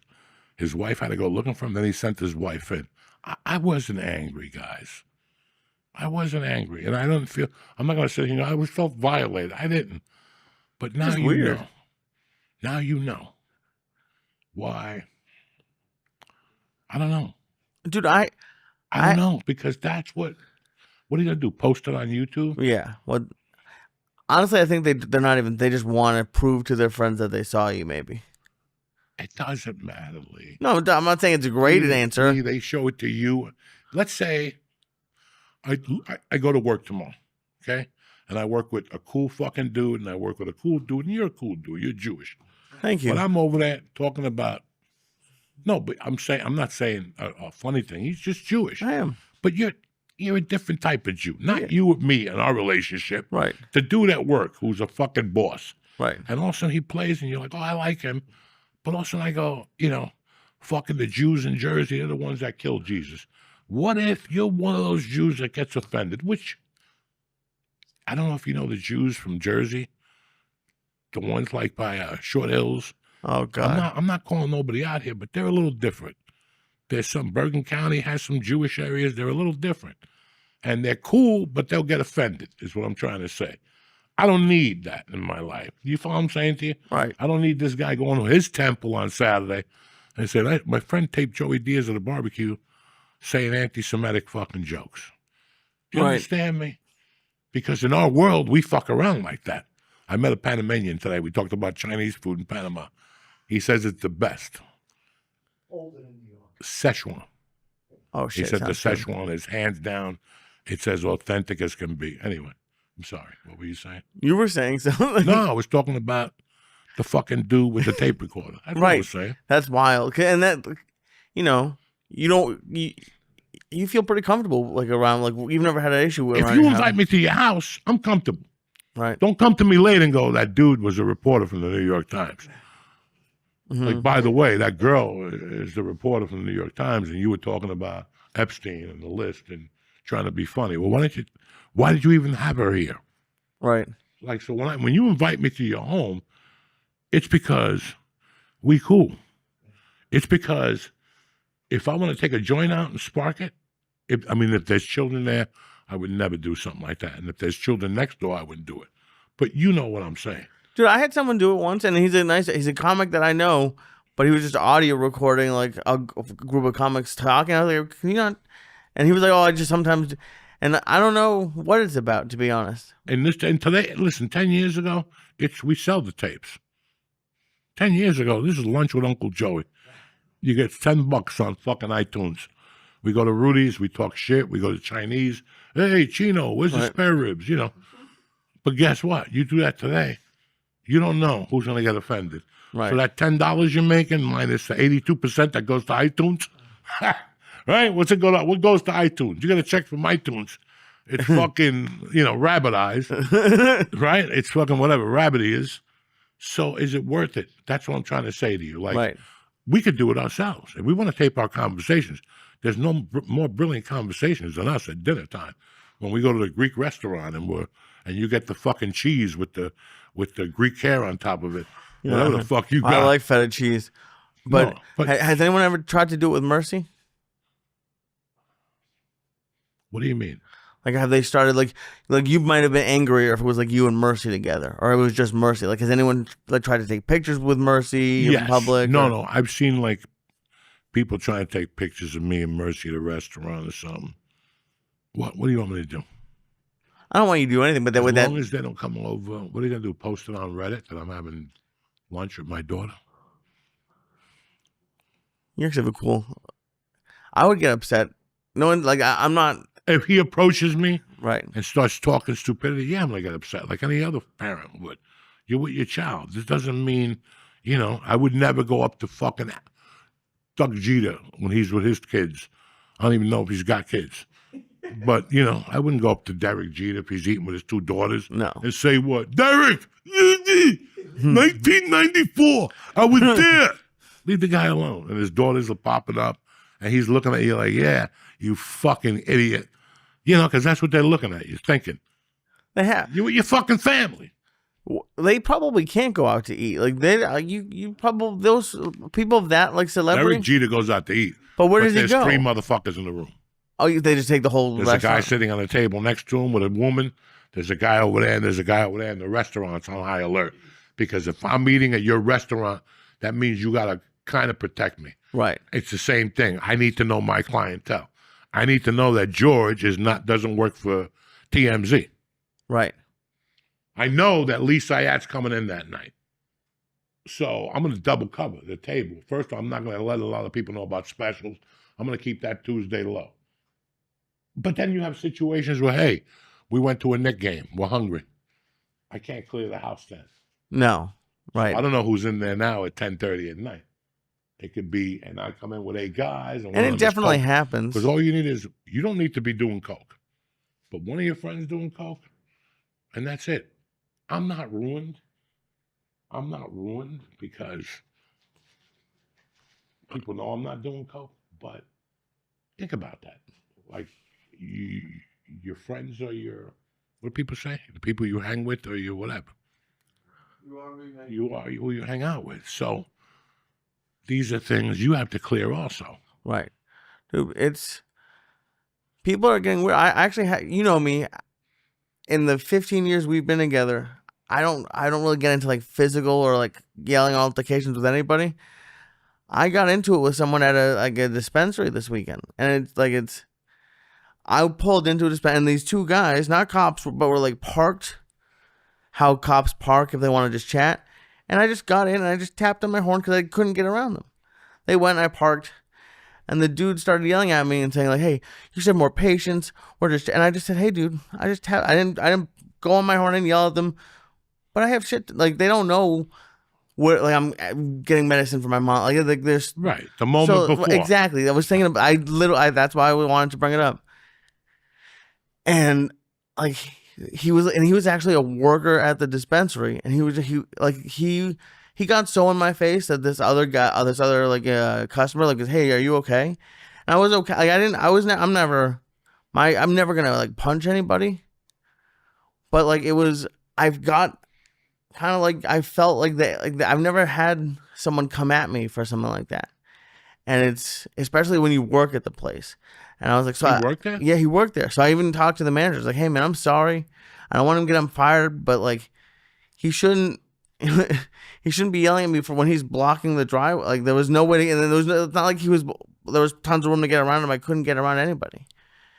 And like, they felt bad. They gave me a bunch of money off. It's a good dispensary, but it was like, I just like think what we're talking about, like what's going on with people, and I think just like there's more on edge or something. Or I'm having a conversation with George, so fuck Lee behind me. Right. And fuck the day he's having. Right.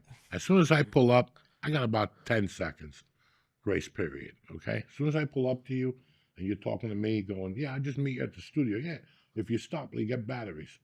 That's it. There's no other conversation. Right. Once they, and there's people who acknowledge you and will keep talking. And what are you going to do?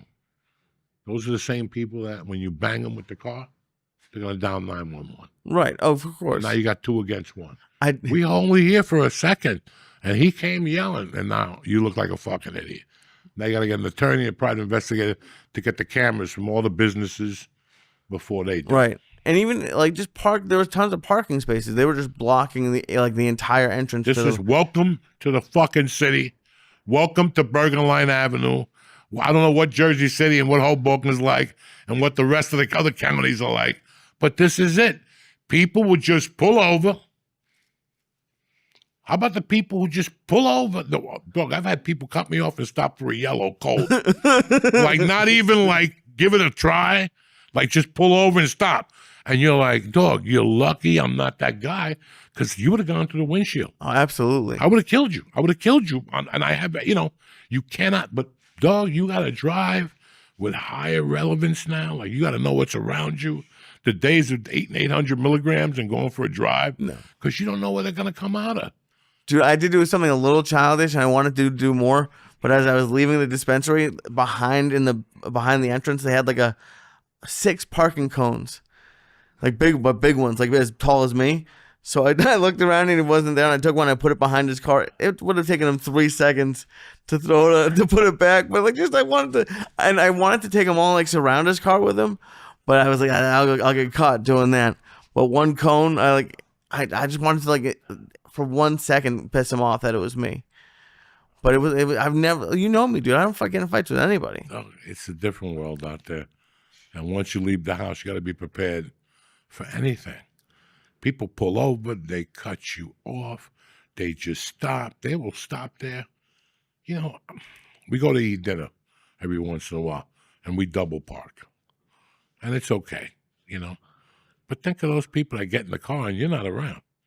Oh, yeah. And they got to wait. And their fucking uncle just died. He got hit by a car in Paramus crossing the street.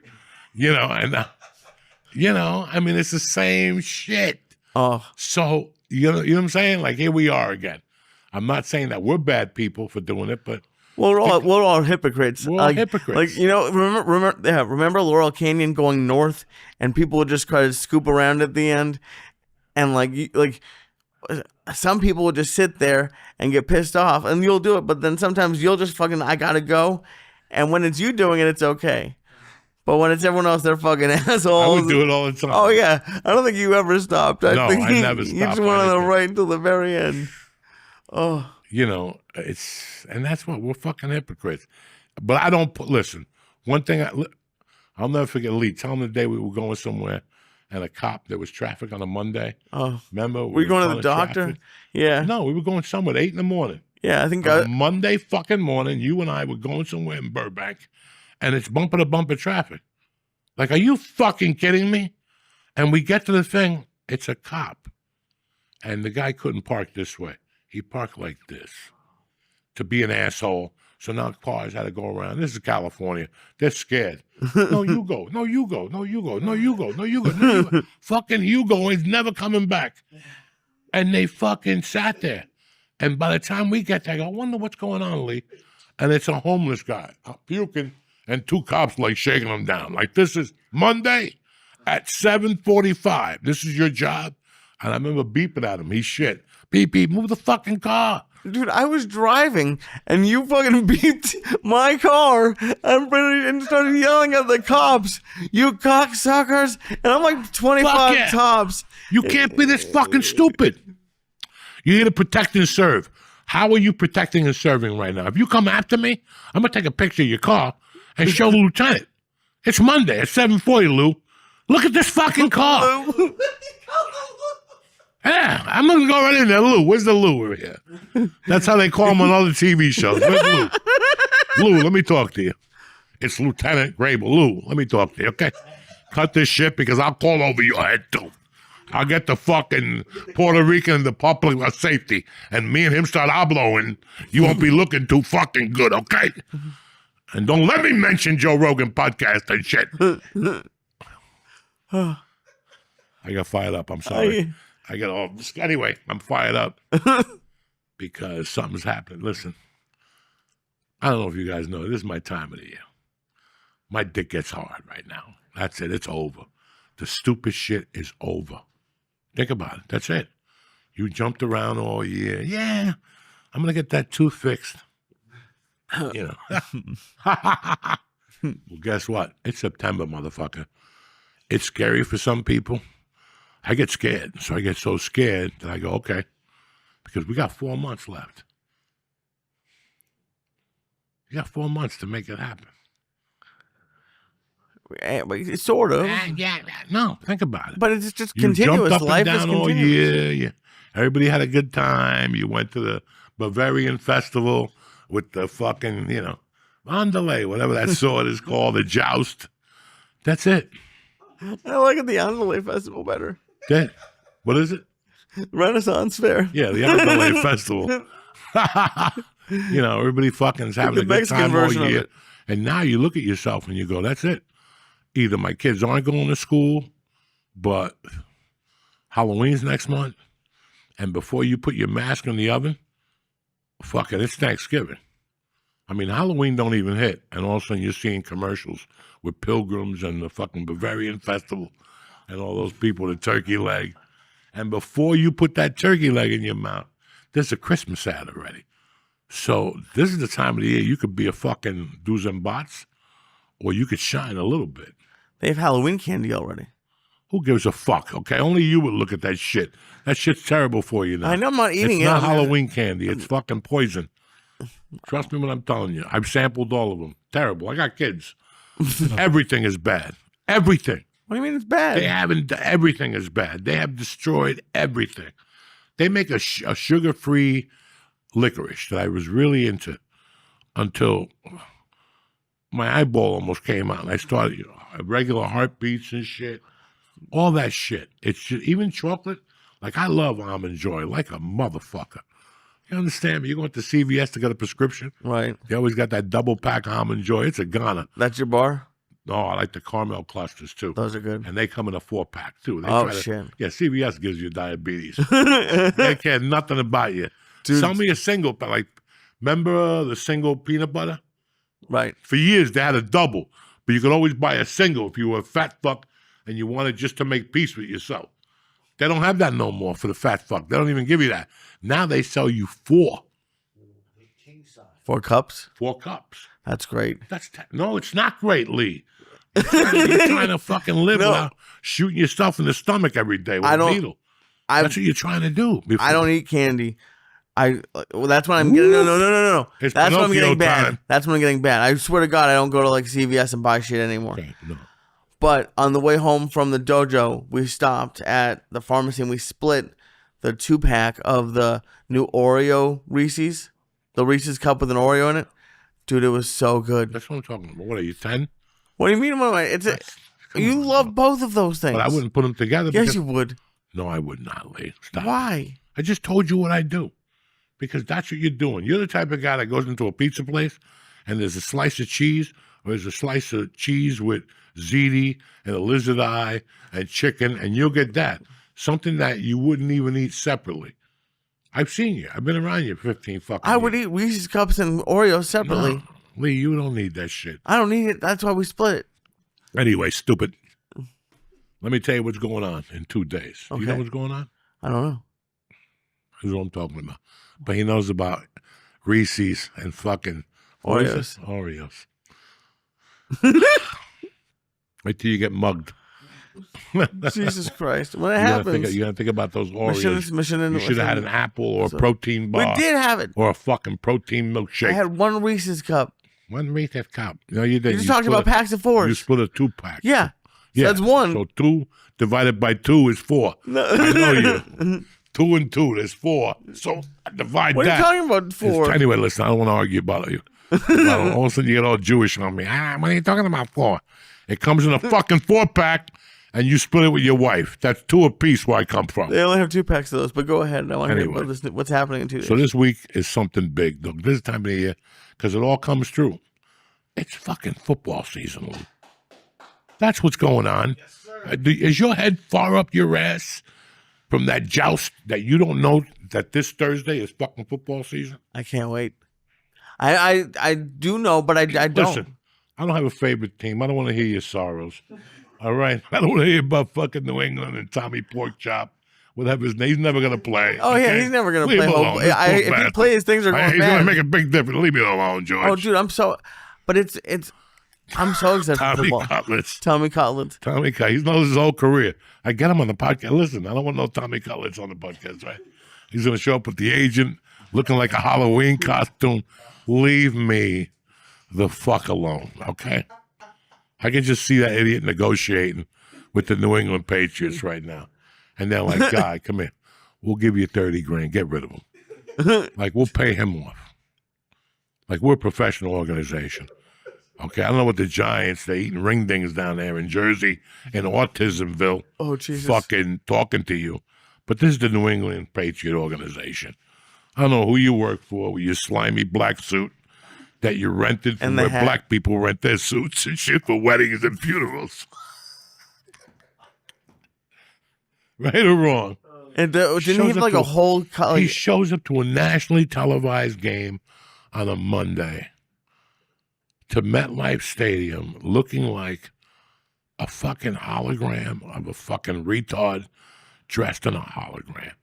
Black with a white hat on or whatever he had. Come on, bro. Give me a fucking break. Like, this couldn't be that more embarrassing than what it is. And the poor bastard, the kid was bartending in Jersey City or Hoboken 2 weeks before that. God bless him. It's a Rocky story. But if you're going to go on a Rocky, go on with Mick, not with Dick, okay? If you're going to go on to, like, Rocky, open up your eyes and go, you know what? Let me call fucking Pacquiao's people or something. Let me call Montana. Let me call Aaron Rodgers and see if he can help me. He shows up with his uncle's friend from the dock. And that's what these idiots do. They go, yeah, but he knows people. He don't know nothing. He's been on the dock. He's on the bottom rink over there on the dock. He's your manager now. He rents a suit. And that's what it is.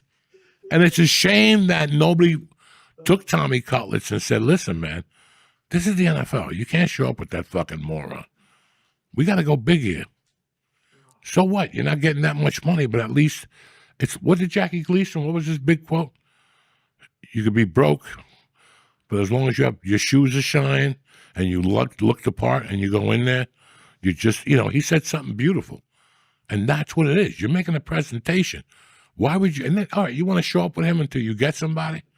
I get it. But then show up on Monday Night Football with him? Yeah, the people in Newark are jumping up and down. That's my boy. He bought that suit from me. He eats pizza here. He likes the eggplant here. You know what I'm saying? God bless. But that's not the guy you want to talk to the NFL with. That's the guy you go like to a school play. You know what I'm saying? That's the guy like you go to like to sign autographs at a pizza place because that's what he was doing. You're in the NFL quarter. You think Joe Montana ever signed autographs at a pizza place? You think this is fucking funny? It ain't funny. This is what happens when you move to the state. They're crazy. I worked 30 years of my life to go to some pizza place at American Mall and sign stuff. Are you fucking retarded with some guy with a suit on? Hey, quesadich. Give me a fucking break. Anyway, I got all fired up on that. Jesus Christ. Yeah. I remember when I moved here, I was like, I'm thinking about firing my agency. And I'm going to meet with a guy. And I met with that guy. And I let the time dictate. Just to let you guys know. I let life dictate.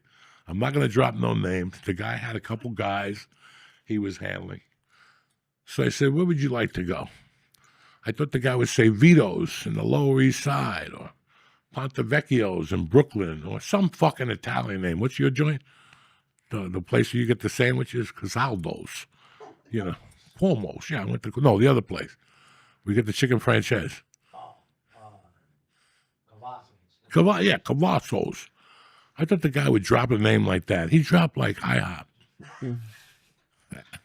For your like big business And meeting? I bumped him to a diner, Oh, nice. to not a good diner. I just said, I'll meet you at the diner. Do you know this motherfucker showed up with a Yankee ham? What? What's the shit you cut and put on eggs? Cream cheese? Where? In Jewville? This is Jersey. Who shows up with a fucking thing of cream cheese? Taylor? No, the other one. Pork roll. Pork roll. He showed up with a pork roll. Who's the best pork roll? A gift for you. And I'm like, you just lost me. I'm about to put an envelope in your pocket, and you show up with a pork roll at a diner down the block from my house. We're going places. You're going your own fucking, you know what I'm saying? The presentation, the whole thing. Right. That's the whole thing at that level. And it's crazy. Like, you knew immediately that it was not going to happen. Immediately, as soon as he showed up with the pork roll. There's no reason to talk. I got that and gave it to a friend up the corner. But think about, you know what I'm saying? Like, guys, remember a couple weeks ago, 8 weeks ago on the podcast, I said that you become a professional when you become a professional.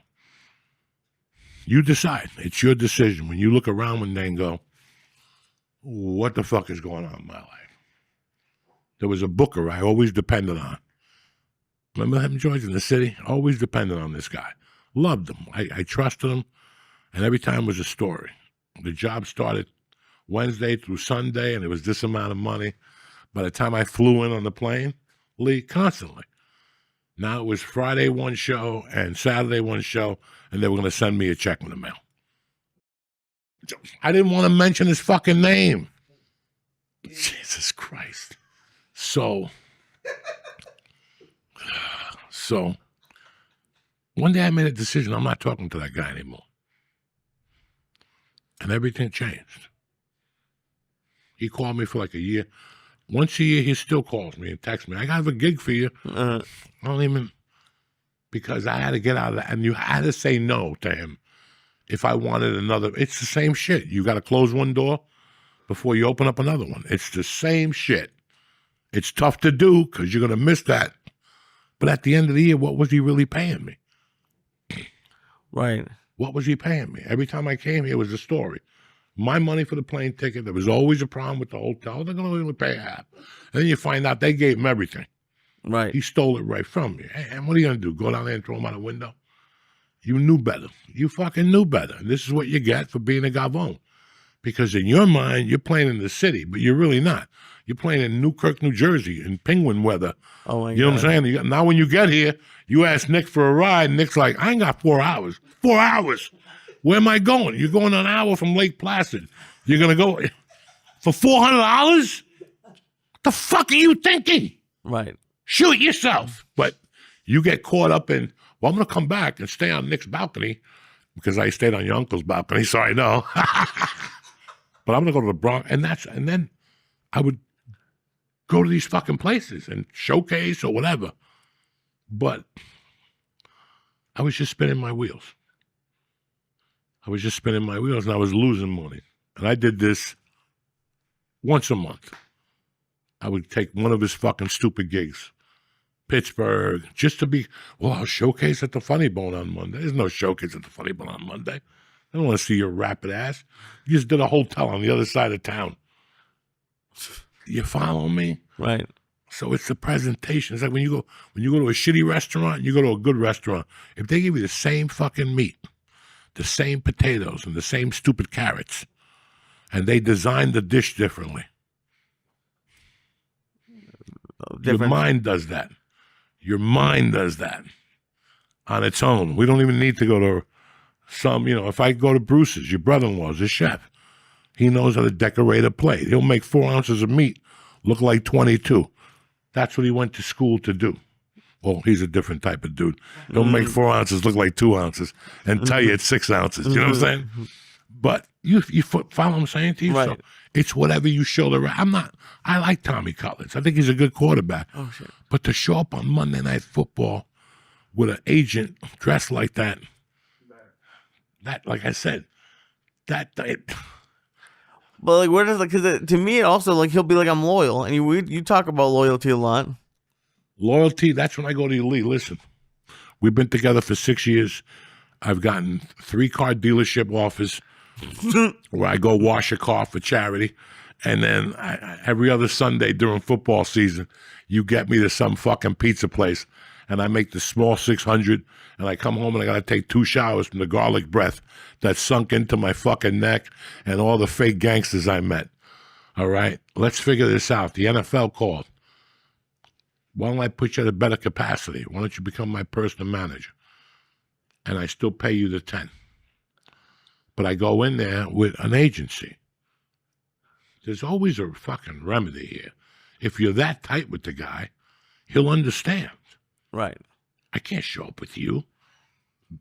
We robbed somebody in the 8th grade. God rest his soul. I love Darren Rago. I always think about it. What happened if he would be alive right now? Because I would have called him to L.A. After the fucking mishap in Colorado, when he didn't help me kidnap Bella, I wasn't going to ever let that happen again. I wanted him around all the time in case I had sudden urge to throw somebody out a window. And that dude, as long as I gave him coke and some sniffing glue, he, that's my dog. We were dogs together. So I can't imagine me getting a longest yard and flying Rago out to throw, because he would have thrown everybody on that set off the wall. He would have fought everybody, hand-to-hand combat. Fuck your mother, I'll come back with a roast beef sandwich. That type of shit. But anyway, we got to take a quick breather here and talk to you about DraftKings. I've been with them. I've been working with them for 5 years, but I've been with them for how long? Maybe 7 years. I've been a customer of theirs. I love everything they do. Every morning listen, in the morning I get up, I get coffee. I sit and look at the fucking trees. I thank God for giving me another day. And as soon as I get down there, I open up my notebook and I go right on DraftKings, because every morning I risk getting anywhere from $1 to $2 in bonus bets to $300 in casino credits, because they have a thing that you just spin the wheel, and every morning you wake up to good news. It's like going to Kohl's. Every time you go there, they give you a coupon to go. You know what I'm saying? So I love DraftKings for that. They take care of me. They're loyal. Anyway, let DraftKings do new customers. We got an offer for you. Hit it. Hey, it's fall. It's game on, kids. Pro Football Week 1 starts right now, and every touchdown gets you closer to a payout with DraftKings Sportsbook, an official sports betting partner of the NFL. Listen, it's time to stop just watching the game and start betting on it. If you're a new customer, this one's for you. You ready? Bet $5. That's it, just $5. And DraftKings is going to give you $300 in bonus bets instantly, just like that.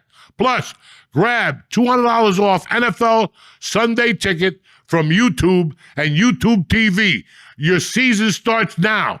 Download the DraftKings Sportsbook app and press in code Joey.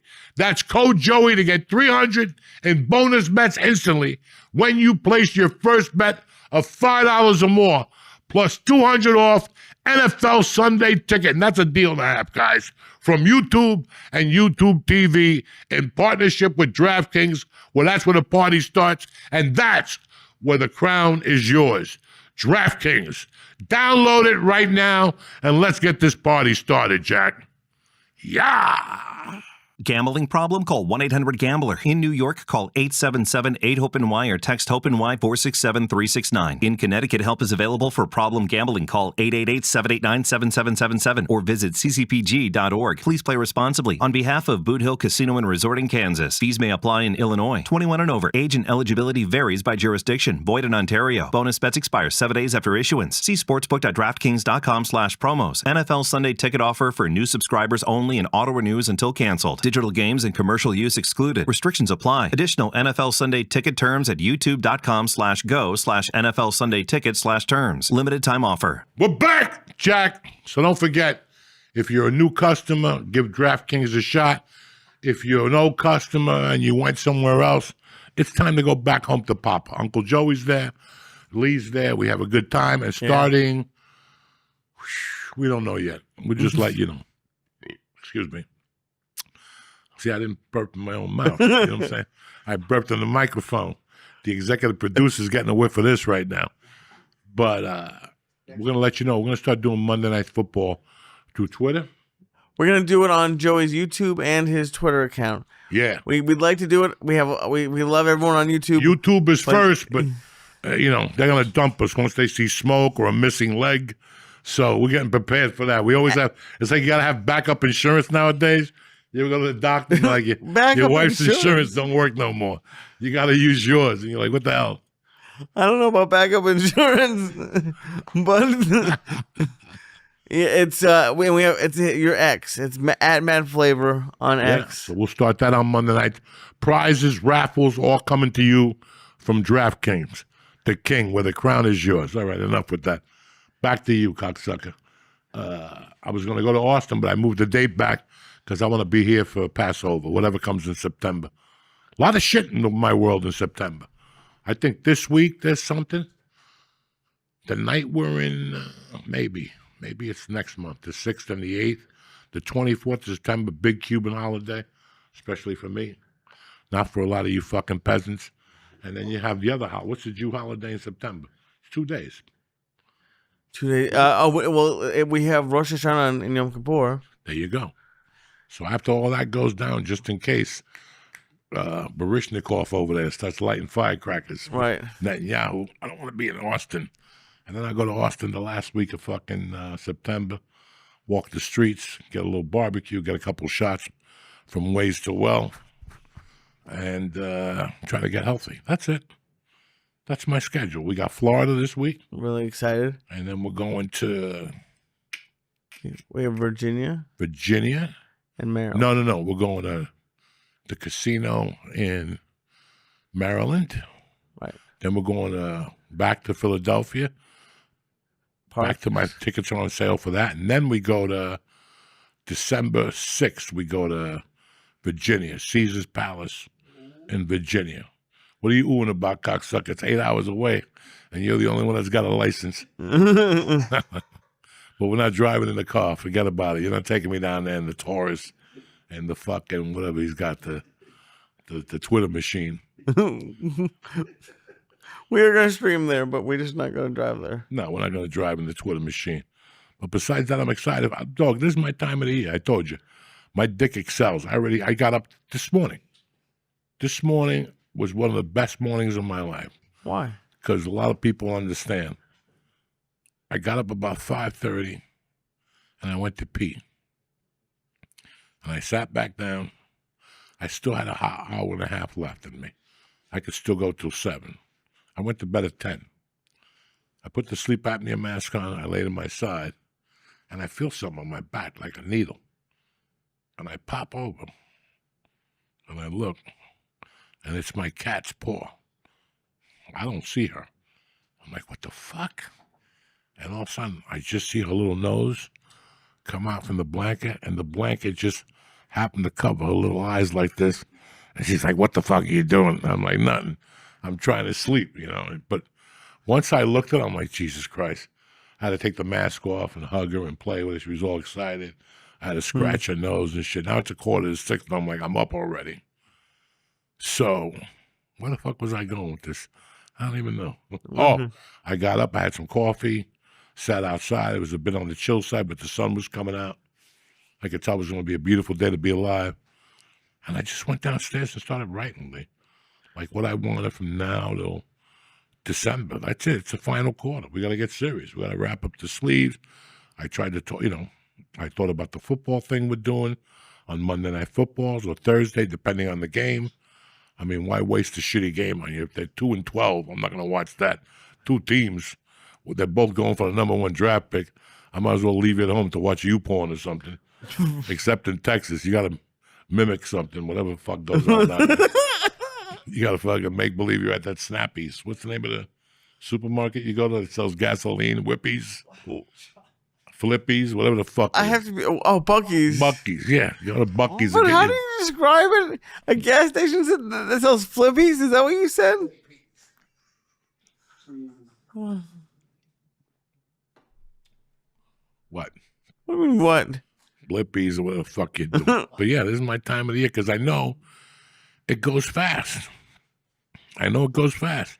And for working Americans, I mean, the interest rate's going to go down a little bit in September, but fucking everything else is going to be expensive. Egg prices went down, but they're fucking you in the ass with everything else, from Disney to electrical power. So it's going to be a rough Christmas, so you better get that gun ready. You know what I'm saying? You better get that gun ready and that little note. Get that little disappearing ink. That's how you rob a bank, with disappearing ink. How do you rob a bank with disappearing ink? So you write the note, give me the fucking money, and by the time the cops come, there's nothing on the note. You know what I'm saying? You're like a magician. You know I'm always thinking, dog, okay? I know you're thinking all the time. I don't know how good the thoughts are. How's this one note going to... We got it, Lee. It's a joke. I know. You're the only idiot that thinks it. Is sitting over there like, taking this shit seriously. Then at 2 a.m, you'll call me, where do you get disappearing ink? Listen, I don't even know if they sell it anymore. They Used sell to it. be in a magician store. So then when you want to hire that magician, go ask him about disappearing ink, all right? What are you bothering me I for? want to hire a magician so bad. Dog, I don't want to see a magician. I know Remember you how don't. I told you how I feel? I will dial 911. Oh, I want to I hire am not so a many crime magicians. stopper, but that motherfucker will be mid-trick, and I'll have a handcuffs on him like a motherfucker. I'll press charges for child pornography charges. He showed me his dick with a... Press charges. What happened? How are you going to press charges? You don't decide the charges. And do you have Please, handcuffs? English. What do you mean Why are you English? talking to me in Yiddish? English. Oh, my God. What happened? Because you can't decide the charges people are getting. You don't get to go up to the cops and like, well, I'm charging them with child pornography. What happened? I'm charging him myself. He had I watched cards. Law and Order. I know what the charges are. He came in here and showed me a picture of a kid with a rain jacket on. I need that shit.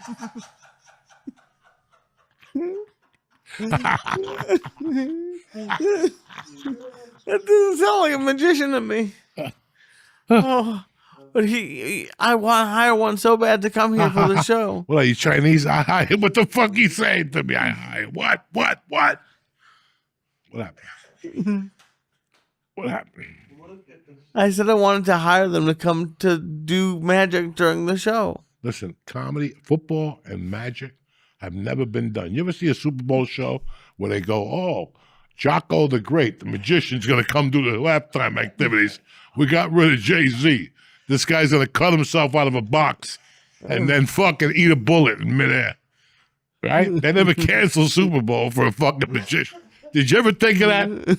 You ever see that fucking guy? You ever see fucking the redheaded guy on steroids, the comedian? Carrot Top. You ever see him at the Super Bowl? No. You ever see his buddy, Vince, whatever, the other magician? You ever see him at the Super Bowl? What about the guy that got eaten by a lion? You ever see him at the fucking Super Bowl? That's a reason. There's a reason. Because magic and football don't go hand in hand, okay? Well, we're not doing actual football. We're just talking. Listen, we're doing it's a Monday night or a Thursday night game. That's an American as apple pie. And you want to bring white voodoo in here, magician shit. I feel more comfortable with a black guy who cuts a chicken's head off. I'm going to try to get one of those too, to show you people a live Santeria event right here in the basement of love. Oh my God. And that's better than a card trick? Fuck yeah. Who wants to see a faggy fucking card trick? Who gives a fuck if it's the ace of spades, okay? Go to the track and bet 8 winners, then get back to me 3 nights in a row. Nikki, what are you doing over there? What are you looking at? Pornography again? I told you, get off that shit. I tell you, they got to trace your little midget fetish over there. Get your shit together. What, Lee? What, Lee? The shape of this shit. I give him a couple fucking hot dogs. Look what happens to him. There's no edibles here, FBI. What do the hot dogs have to do with anything? Because that's what's going on. I give you a couple hot dogs laced with angel dust and look at the shape of you. Fucking Renaissance Fair, Lee. You're really starting to lose it. You really just... You You're can taking it to get the a next crown. I'd rather you go to a ghetto and say an ethnic slur and run away. I'd rather you do something like that. I don't think that's going to go well for me. Yeah, something that has value. What do you mean that has value? What you do is this: that sounds practice like the an attack. skateboard first, and get good on the skateboard. And after 6 months, go to a Chinese neighborhood and yell ethnic fucking things, spare ribs and shit, and let them chase you. That's better than going to some fucking fair and making believe you're some pirate. Whatever the fuck is wrong with you? I never And said I was a fairies and pirate. Whatever. What's next? They're gonna fuck you in the ass at one of those things. I can't wait till you come back all depressed, like a 16-year-old Catholic girl after the dance. You come back all depressed and shit with that one eye closed. What am I gonna do with you? A fucking Renaissance fair in this fucking chair. You can't get comfortable. The microphone's broken. I sip in like fucking Tom Brady. Anyway, folks, we're gonna have a great fucking September. I feel it in my balls. You know what I'm saying? I just feel good. I just feel really good again. You know, I was thinking about mental health the other day. How when I came here 5 years ago, I had a little mental health issue. I mean, listen, I'm always fucked up. And the edibles and the mushrooms and the fucking hot dogs don't help it. But I work on it. And I write and I try to. I was in therapy for a while and I learned how to talk it out. And I learned little fucking things. And I feel like I think it got in the middle of my comedy for a while. It really did. Because I remember being on stage and still I feel it. There's some nights I can't get through. I just can't get through. And it's the same material, tuned up or whatever. But I felt better after the last Bucket Show. We're doing another Bucket Show the 18th of September at the Dojo of Comedy. Tickets should be on sale in 2 days, whatever. It's a great show. Very creative. You know, I'm hearing from different comedians. Like, people are taping it. Now I'm going to tape my next thing. I have it. Because shit happens, you know. Shit happens up there. So that's what I needed, guys. I had so much shit going on in the hospital, doctors, stitches in my ear. Now I got to go back to the doctor for my ear. It's bleeding again. I asked my wife, I go, take a look at what's going on back there. And I heard her go, holy shit. And I go, what? And she goes, let me get a tweezer. And dog, she pulled out a fucking stitch, a metal stitch. Because this shit was hurting. The thing finally went down. The other day, the top of my ear was on fire. I'm like, what the fuck is this?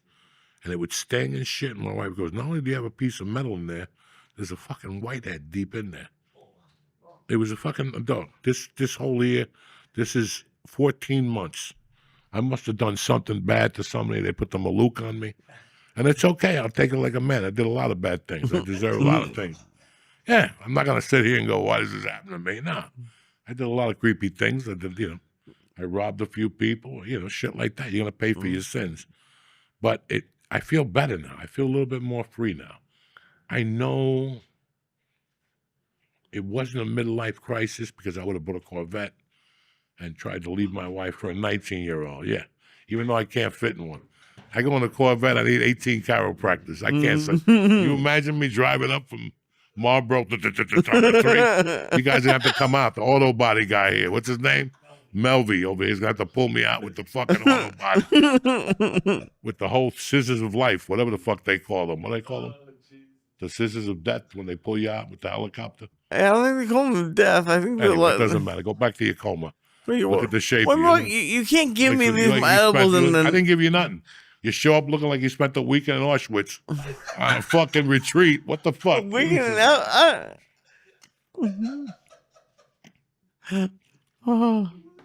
don't know how to respond to all fucked up with no suntan. That's a weekend in Auschwitz. You want to go hang out with pale people. I am pale. No, but that's the reason why. You should have hung out with black people up in the Bronx and jumped around and played sword. That's what you do next weekend. Bring a sword up to one of the black neighborhoods. What, Bedford style, one of those. Go up there and say Biggie sucks and just swat your sword down the street and see how long you last. And where am I going to get a sword? Look at you. Huh? Where should I get the sword? At the pawn shop. A pawn shop? Yeah, go in there, bring your computer, bring that fucking keyboard. Took you 8 hours to start the show. I got here at 3 in the afternoon. You over there electrocuting yourself and shit, cocksucker. It never ends here at the Church of What's Happening Now, the new edition. What do you got cooking in the map next couple of weeks? What do you got? This week coming up on Thursday, I'm opening for Josh Wolf in Newtown, Connecticut. And on September... Buy tickets now. And then on September 20th... No, don't worry about December 20th. You're living for Thursday night. Get on there. Where's the show at? It's Jesus Christ. Look. It's in Newtown, Yes, Connecticut. I can't take Edmond Town Hall. Edmond Town Hall. Where is it? In Newtown, Connecticut. Newtown, Connecticut. What's the link? How much are the tickets? What's next door to eat? What's down the corner? They can park their car. These are all You know the what I things you did gotta see? have. Actually, Sell the I fucking did look. thing, I did okay? look at. When you come see me Saturday in fucking Florida, park the car in the garage. Give it to a Cuban guy. You're good. You know what I'm saying? Mi gente. Tell him Uncle Joey sent you. $5. You walk in, get a cocktail at the bar. There's a couple restaurants. They're fucking tremendous. There's a Chinese place down there I'm looking for. We're going to be at the steakhouse either Friday or Saturday night. I'll tell you whatever you want to hear for Saturday night because we're on the fucking express. You know what I'm saying? What happened? ¿Qué pasó? Where'd they go? What happened? What happened? We're in Teterboro. Anyway, tickets are on sale for Philadelphia Parks Casino for the night before Thanksgiving. We also have December 6th at Caesars Casino. And then I think the Pantheon. That's it, man. The Pantheon. November 8th. MGM. MGM. Grand where? In Maryland. Maryland. Oxford. See? And these clowns will all be with me, slinging dick and giving out fucking autographs, okay? Yep. Lee, what are you going to say? What do we got again Thursday night? Start from scratch. On Thursday night, I'm with Josh Wolf. Compose yourself. I'm composed. Don't look at me. Look at the All fucking right. camera. Okay? Are you ready? Go. On Thursday night, I'm opening for Josh Wolf at Edmontown Hall in Newtown, Connecticut, 8 p.m. September 26th, I'm headlining. September 26th. Oh, that's right. Okay. Yeah, September 26th. I'm very excited. I'm headlining the dojo in Morris Plains, New Jersey for the first time. A lot of great comics are opening for me. It's going to be a good time. Pedro Garcia is going to feature for me. Got a lot of great people. So it's going to be a great night. Who else is going to be there? Everyone's going to be there. Every Who comic. else? Sheba Mason's going to be on the show. No. What chicks are going to be there sucking dick in The the hottest. back? Sell it. Sell it. All the hottest chicks hang out at Tiff's. Dude, All the freaks go to food's- Lisa Ayash Dude, I shows. promise you the food's good. I've been Bon working Jovi really will be hard. there. Bruce Springsteen will be there. I get fucked up one night. Tony when Soprano. Everybody will be there. You know what I'm saying? It's fucking awesome. The sheriff will be there. I love you, motherfuckers. Where's the date? September 26th. September 26th. Well, yeah, I'm fucking. Yeah. At the dojo and shit in Morristown, Morris New Plains. Jersey, man. So headlining and shit. Very There he goes. excited. He goes from Morris Plains to fucking Harvard Plains in fucking Iowa next week.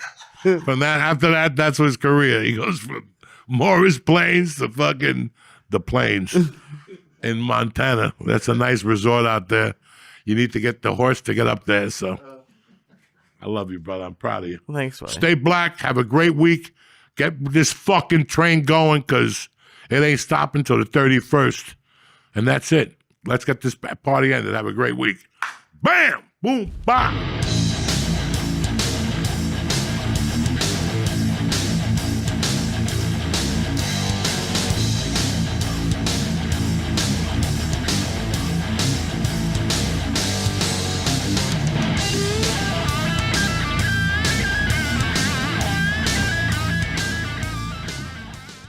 What's happening, beautiful people? Uncle Joey here. Listen to me. It's fall. The leaves are changing, and so is your fucking nutsack. We're going to resurrect that erection with Blue Chew. That's right. It's the original brand offering chewable tablets for better sex, and they're going to raise that dick back from the dead, like my wrinkled up Cuban egg roll type of dick. You'll get the erection that are harder, they last longer, and it gets the job done, Jack. You know what I'm saying? They're just laying there, just like that. The tablets taste like mint. I was just telling somebody. And you can take them at any time, day or night. I ate one for breakfast the other day. You know what I'm saying? That's how I'm rolling. Get yourself a subscription so you can be stocked up to stay up. Listen, and we got a special deal for our listeners. We love you, so we're trying to take care of you. Before Halloween comes, before Christmas, we want you to sling dick. So at least Christmas, you got a girlfriend that just sits there and goes, you know, let's do it, baby. It's too easy to get you. The first month of Blue Chew is free. That's right, I said free. Just use promo code Joey at checkout and pay $5. That's it. It's that easy. $5 for shipping. That's it. Join Blue Chew's mission to upgrade humanity one thrust at a time. We need more kids in China. Head to BlueChew.com for details and safety info. And thank you to Blue Chew for sponsoring the podcast. And Blue Chew is a great product that'll help you. If it can help me, an old geezer, it'll help you too. BlueChew.com. Ha ha ha ha ha ha.